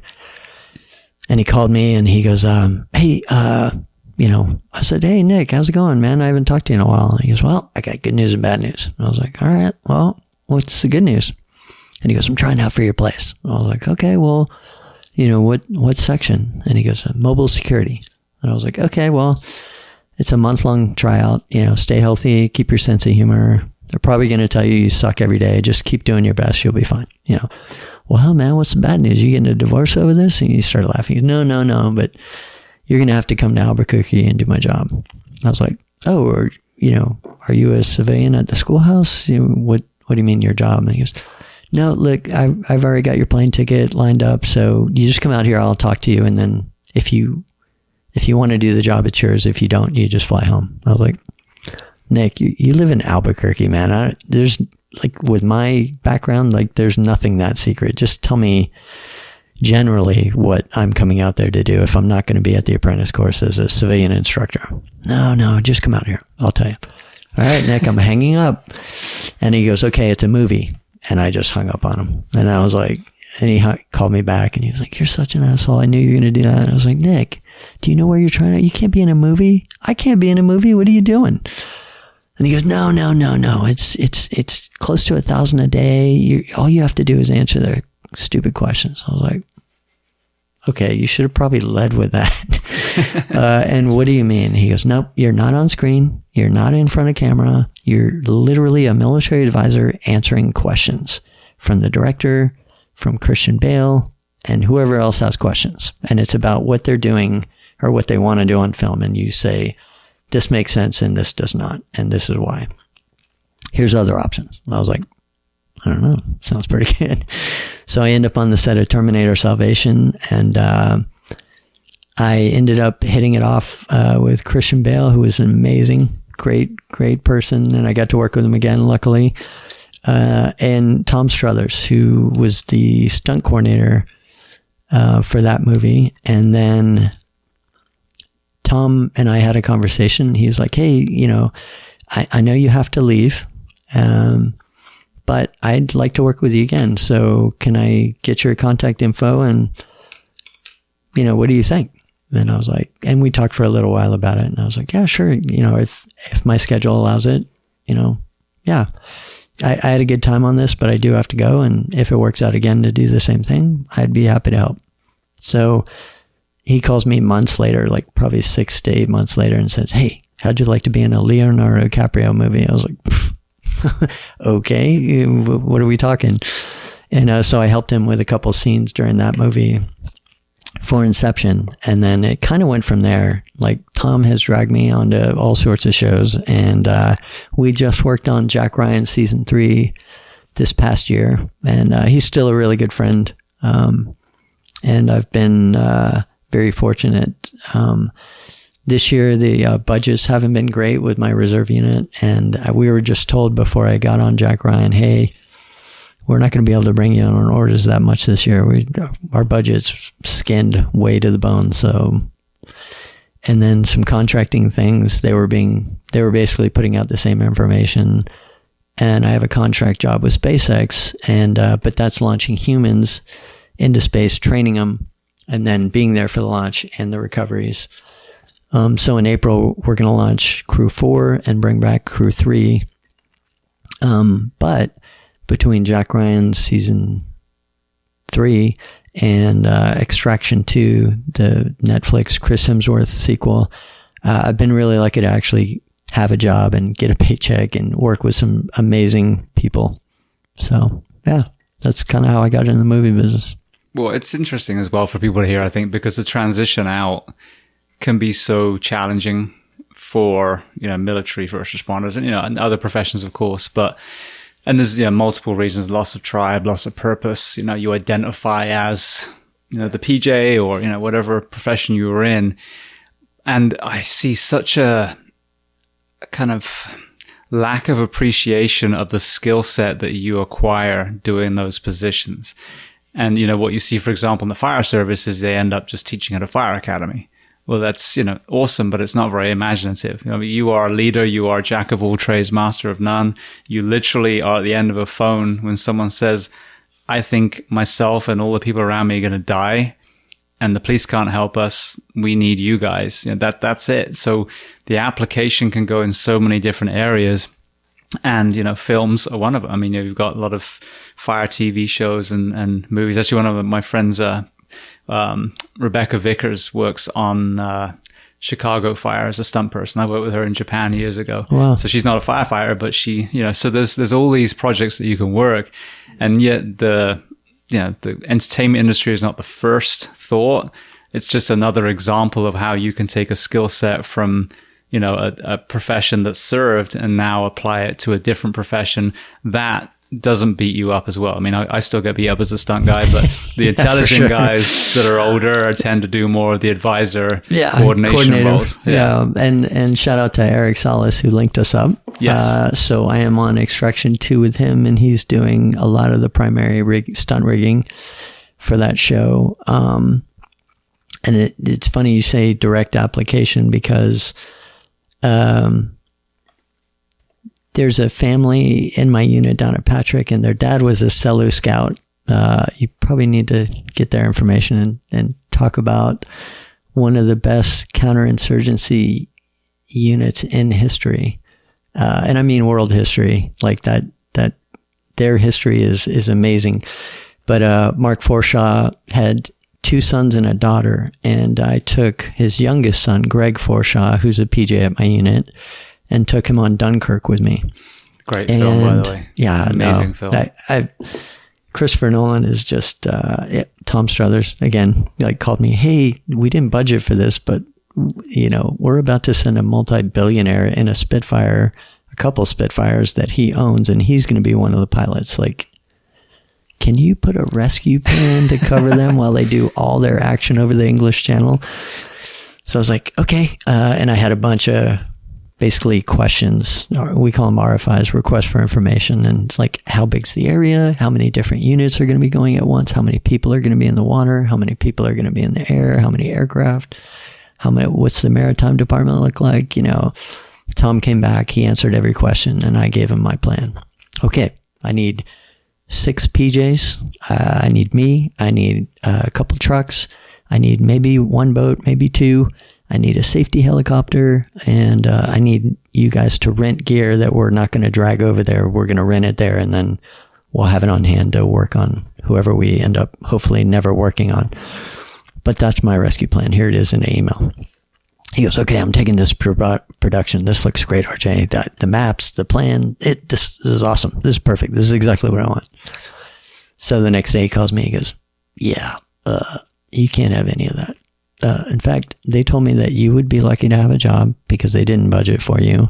You're going to have to bring all your own gear, and you can bring one person with you. I was like, Tom, that's not good. And he goes, nope, it's not. And he goes, so how do you feel about it? And I told him why that was not good.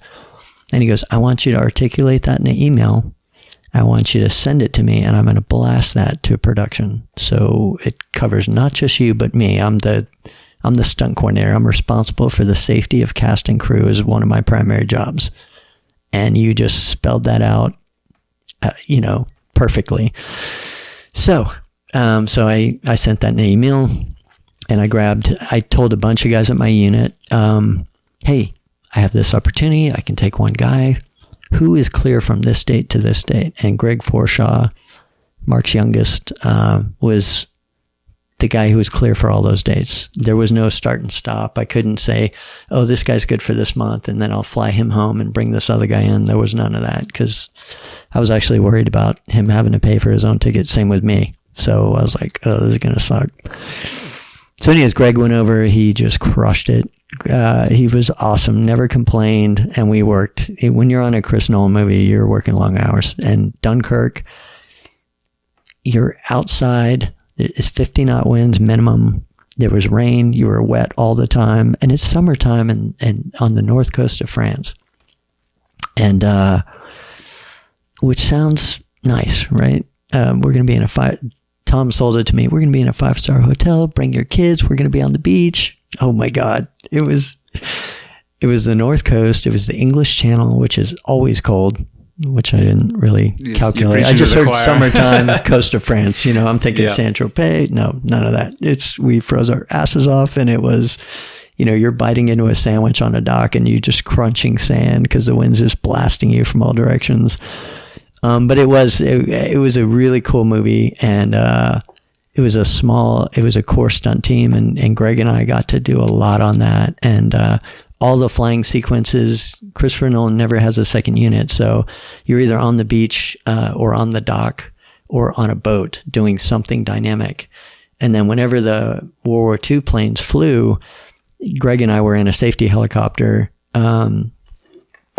with this guy. He had this. He was in the Royal Navy, and he flew helicopters in the North Sea. And Will Banks was an amazing pilot, and we were super confident he could drop us near any Spitfire and put us right on those pilots, and we could get them out.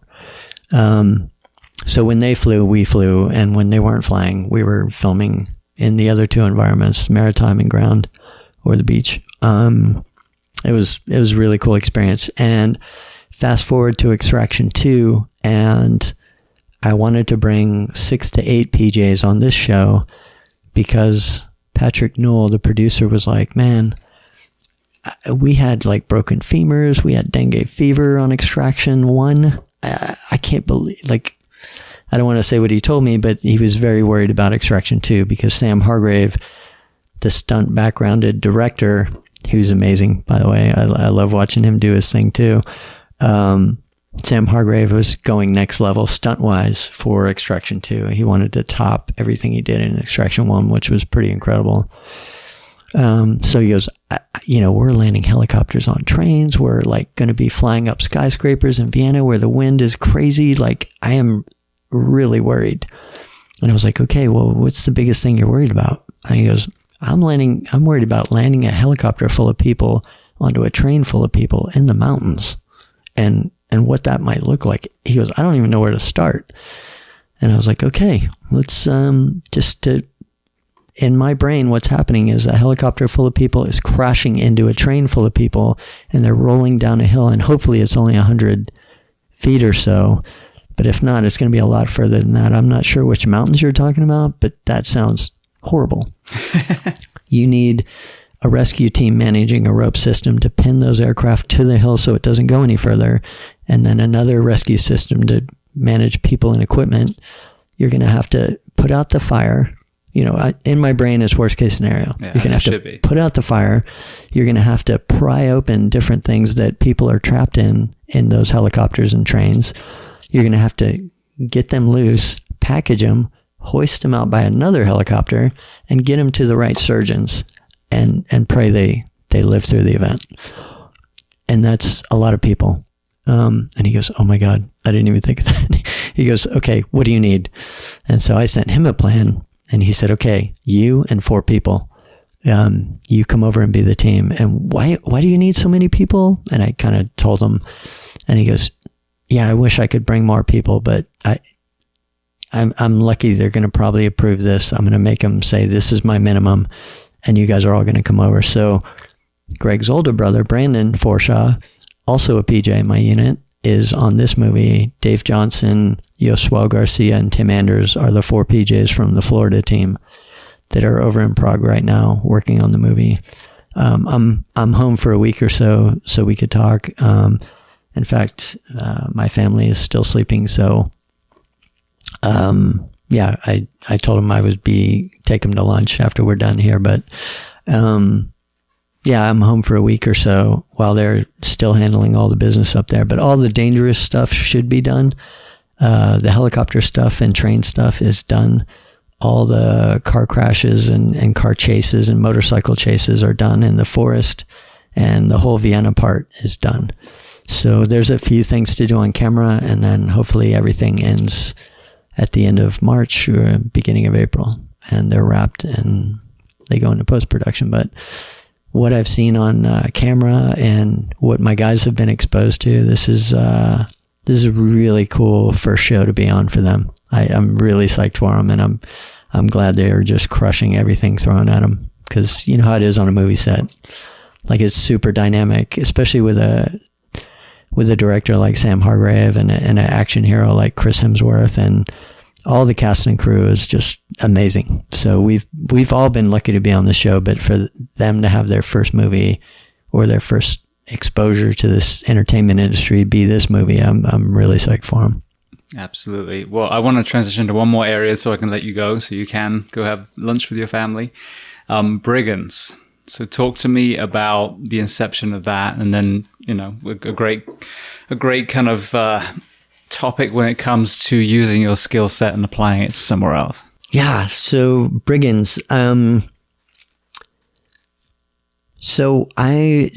We're in this beach town, New Smyrna Beach. It's a small little surf town. It's touted as the #1 shark bite capital of the world. So it keeps some of the tourists away, but it's Florida, so you can't keep them all away. But it's a really cool little surf culture in town. So I was walking into the one Irish bar on Flagler Avenue, Tate & O'Brien's, and it was during like a parade. And as I was walking, I noticed this guy, and he was military, and he had a military-style baseball cap on. And as I was walking by him, I was like, nice hat. He goes, thanks. And then I turned, and he kind of turned, and we looked at each other, and I saw on the back of his hat was a Ranger tab. And I saw him kind of turn, like, and he's kind of scowling at me. I'm like, that's weird. Okay, he's military, it might be his thing. And I was like, were you in battalion, or did you just go to Ranger school? And he goes, I was in battalion. I was like, oh, which one? And then when I said that, he just squared off on me. It, literally like we were going to fight. And I was like, oh, first bat, Savannah, Georgia, cool. And he goes, were you in battalion? I was like, no, never in battalion. I just went to Ranger school. He goes, how'd you go to Ranger school? And I said, well, I was in 19th Special Forces in the West Virginia Guard, and I was an officer, and I felt like I had to go to Ranger school. It's a leadership school, and I just wanted, I'd heard a lot about it going, getting my commission. And, after I got my SF tab, I went to Ranger school. And he goes, oh, really? Wow. And his whole demeanor changed. I was going to say, shoulders came down. Relaxed. And he goes, you really went to Ranger school? I was like, yeah. He goes, okay. And this was a young kid. And, or he way younger than me, I should say. He was probably in his mid-20s at the time. And he goes, hey, man, I'm kind of sorry. I was a little aggressive earlier. But me and my brother and my friends from First Bat, we all live here in New Smyrna now, and we got in this huge fight last night. And we just kicked the crap out of these guys. And we're basically our guards up because we know that they're going to come back with their friends, and they're probably somewhere on the street right now. And it was peanuts down the road that we got in this fight. So we're close to the kill box. And I just started laughing. I was like, oh, fucking no surprise there. First Bat guys getting into a fight. Sure, that makes sense. So anyways, he goes, hey, come over here. And his brother and his friend Shelby and a couple other guys were across the street watching the interaction going, hey, I think that's one of the guys we're about to get in a fight.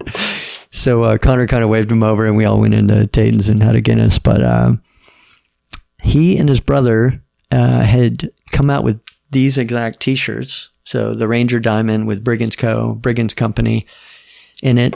And they had these cross switchblades on the back of their shirt. And it was old English style writing. And I was like, I dig the World War II, Ranger Diamond. And they're like, oh, yeah. I was like, where'd you get that shirt? And they're like, oh, actually, we made them. I was like, oh, that's cool. And he was like, yeah, we were going to name our punk band after, Brigand's Company, but that kind of went away. But people like our shirts, and so we haven't made them in a while. But we're going to do something with them eventually. We're all in. Connor was like, hey, I just finished the MT. I'm in the police academy coming up, and I might go to the fire academy. I might not. I'm not sure yet. I was like, oh, and he goes, what I really want to do is become a paramedic. And I was like, I'm in a PJ unit right down the road. Like, I'm in a reserve unit, and you can have the military pay you to go to paramedic school, and you could be in my unit. And you're at 1st Ranger Battalion. Did you go to Halo or Dive School? And he goes, no. I was like, we'll give it to you as part of your pipeline. He goes, what? Like, I've heard about PJs. I've worked with them. They're awesome. I was like, yeah, well, you should check it out. So that kind of started our initial conversation. But the more I said, hey, where's my shirt? When are you going to print some more shirts?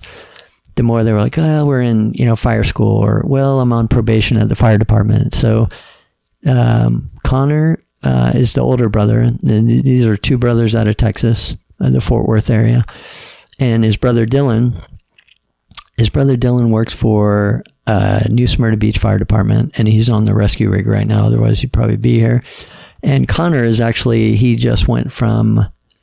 was deployed to the Middle East, and he ended up getting in the Army Guard. And so there, he went deployed to Eastern Europe, and now he's in the Middle East. And as we kind of talked about these shirts, I was like, tell me more about this shirt, and tell me more about your quote unquote company. Well, we don't have a bank account or a business license. We're just making these shirts. But it's kind of, when you have these shirts, it's service before self. It's about integrity. It's like when you're doing the right thing when nobody's looking. And the more they talk, the more I was like, man, the world needs more of that. Like, that's awesome. Like, you see a shirt like that, and you hope for the idea behind that design to be something along those lines, bring military to people in a simple way. But something that makes them want to do and be better. And so we talked about it, and they were like, yeah, we're going to get her up and running. And so after a year, they're both on probation with their fire department. I said, hey, man, you're on a 1 day on, 2 days off right now. Like, get this going. Like, no kidding. The world needs this. Like, the ideas behind that you're describing, we need to get this up and running. Like, we're kind of busy. And then after a while, I was like, you know what? That's it. You guys are starting this thing. I really want to be a part of it. I'll make sure you have all the right paperwork. I'll get a Florida business license for you guys. I'll start a bank account. I'll put the initial money in to get you up and running. Maybe I can be one of the partners, and we can really take this thing to where I think it should go, and where you've been talking about it going for years. So what do you think? And they were just like, well, we need to talk about it, because I was talking to one and then I'd talk to the other, and because they were on two different schedules. And so a couple of days later, they're like, RJ, what do we need to do? You're in. Like, let's do this. So as we were all three at the bank to sign the signature card for the business bank account, so all three of us would have access, I got a call from, actually it was from Tom Hardy's producing partner, and they were about to do a production on a famous book that in the infantry we were all made to read. It was on a required reading list, but it was called The Things They Carried, and they were going to do a movie about that. Tim O'Brien. Yep, absolutely. So the more I talked to Dean Baker, I was like, hey man, we could take this past pre-production training, because they wanted to do a boot camp and they wanted to do a behind the scenes documentary about the cast and crew. And it was, the cast that they had was like the new Rat Pack. They were all up and coming actors. Tom Hardy was going to be the older actor, kind of mentoring them through this first collaboration on a big movie set. And I was like, hey, we can run, and they sent me a video of Dale Dye running their boot camp for Platoon a long time ago. And I guess they took all the major actors like Willem Dafoe, Tom Berenger, God, what's his name again? Charlie Sheen. Mm-hmm. And actually all the actors from that platoon. And they interview them like 20 plus years later, and they were like, tell us about boot camp. And so they did this documentary about back then, and they had some film footage and a lot of photos, and they put this documentary together. So I watched it, and Dale Dye just put him through the ringer. And they started filming at the end of their boot camp. Like, they didn't even know they were on camera. Like, that's how tired they were. Like, they were smoked. That's where the Tropic Thunder kind of parody comes from, isn't it? For sure. And it worked, right? They were nominated for multiple Oscars, and it was, not a low budget film, but for what they created, it was amazing how far they stretched that budget. So I watched the video and I got back on the phone with them, and Dean was calling me about this. And I said, look, what you need is cadre. We're not going to beat the crap out of them, but they will be tired and they will know how to react. They will know immediate action drills for sure. They'll know how to patrol. They'll know small unit tactics, and they will execute that script to the T. So I'll need a couple weeks with them, weapons training into small unit tactics. And then I suggest that we keep the instructors throughout the production to mentor each of the principal actors, because they are so young, and to keep that mentality of, hey, listen, when you're in a unit and you're doing things like this is what you need to think about, and this is what you do in this job position, and the whole 9 yards. And my guys can be, either close background or deep background, whatever you want, with the stunt team. And, we'll get it done for you. And while we were having that conversation, I went back to the guys in the bank and I was like, hey man, I think the world has enough cliche former military t-shirt companies. Let's do this, let's be a consultant company. When you guys get your paramedic cards, like, you guys can work for different agencies and stay with the fire department. You guys can be in the Guard or Reserve, be PJs, 18 Deltas, whatever you decide, or none of that, whatever. But let's give other vets jobs. Like, I just got off the phone with this guy, and this is what I'm thinking. Like, you guys could be a part of that. Maybe not on this film because you're on probation, but, I can get a few guys on this film and we can do that. And so that's kind of how we started the company. Like, hey, let's help where we can, when we can. And let's promote this idea of people, of integrity, and bringing that to our civilian industries, whether it's SpaceX, whether it's the movie industry, whether it's different projects, whether it's the fire department, the police department, whatever. Because actually Connor went and became a policeman for a little while, and then went to DeLand Fire, and he loves it over there. So, but now he's back in the Guard. Dylan's thinking about, what he's going to do with his fire career, and he really loves NSB fire. So, it's pretty exciting, and it's kind of cool to give guys jobs and to bring 4 PJs, to basically Prague and do this incredible project and have all their skills, like have them just crush the whole rescue plan for a helicopter landing onto a speeding train in the mountains. Like it's really cool to watch everything execute well. Well, we've gone all over the place with this conversation. There's a million things I'd love to ask you, the parallels of trauma medicine and the humility element of going to school after school after school as you get older, and the space element, but that will have to be for a part 2. So for people listening that want to learn more about you, maybe want to learn about Brigands, where are the best places online to do that?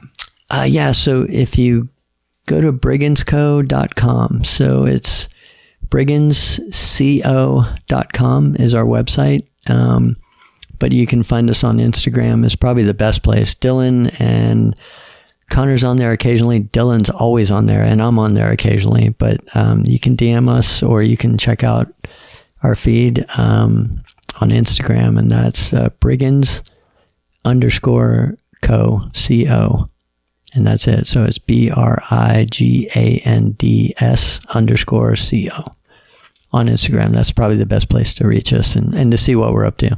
Beautiful. Well, RJ, I just want to say thank you. I mean, as I said, we've been all over the place, from making movies to Vietnam vets and mental health and TBIs and everything in between. So I appreciate you inviting me to your home. Thank you for the omelet. And no, you're quite welcome. And thanks for everything you're doing, like bringing these important topics to light through many different communities, because there is a common thread. And, if we can leave places better than we found them, like that's the goal, right? So thank you for being a big, huge part of that and spreading the word.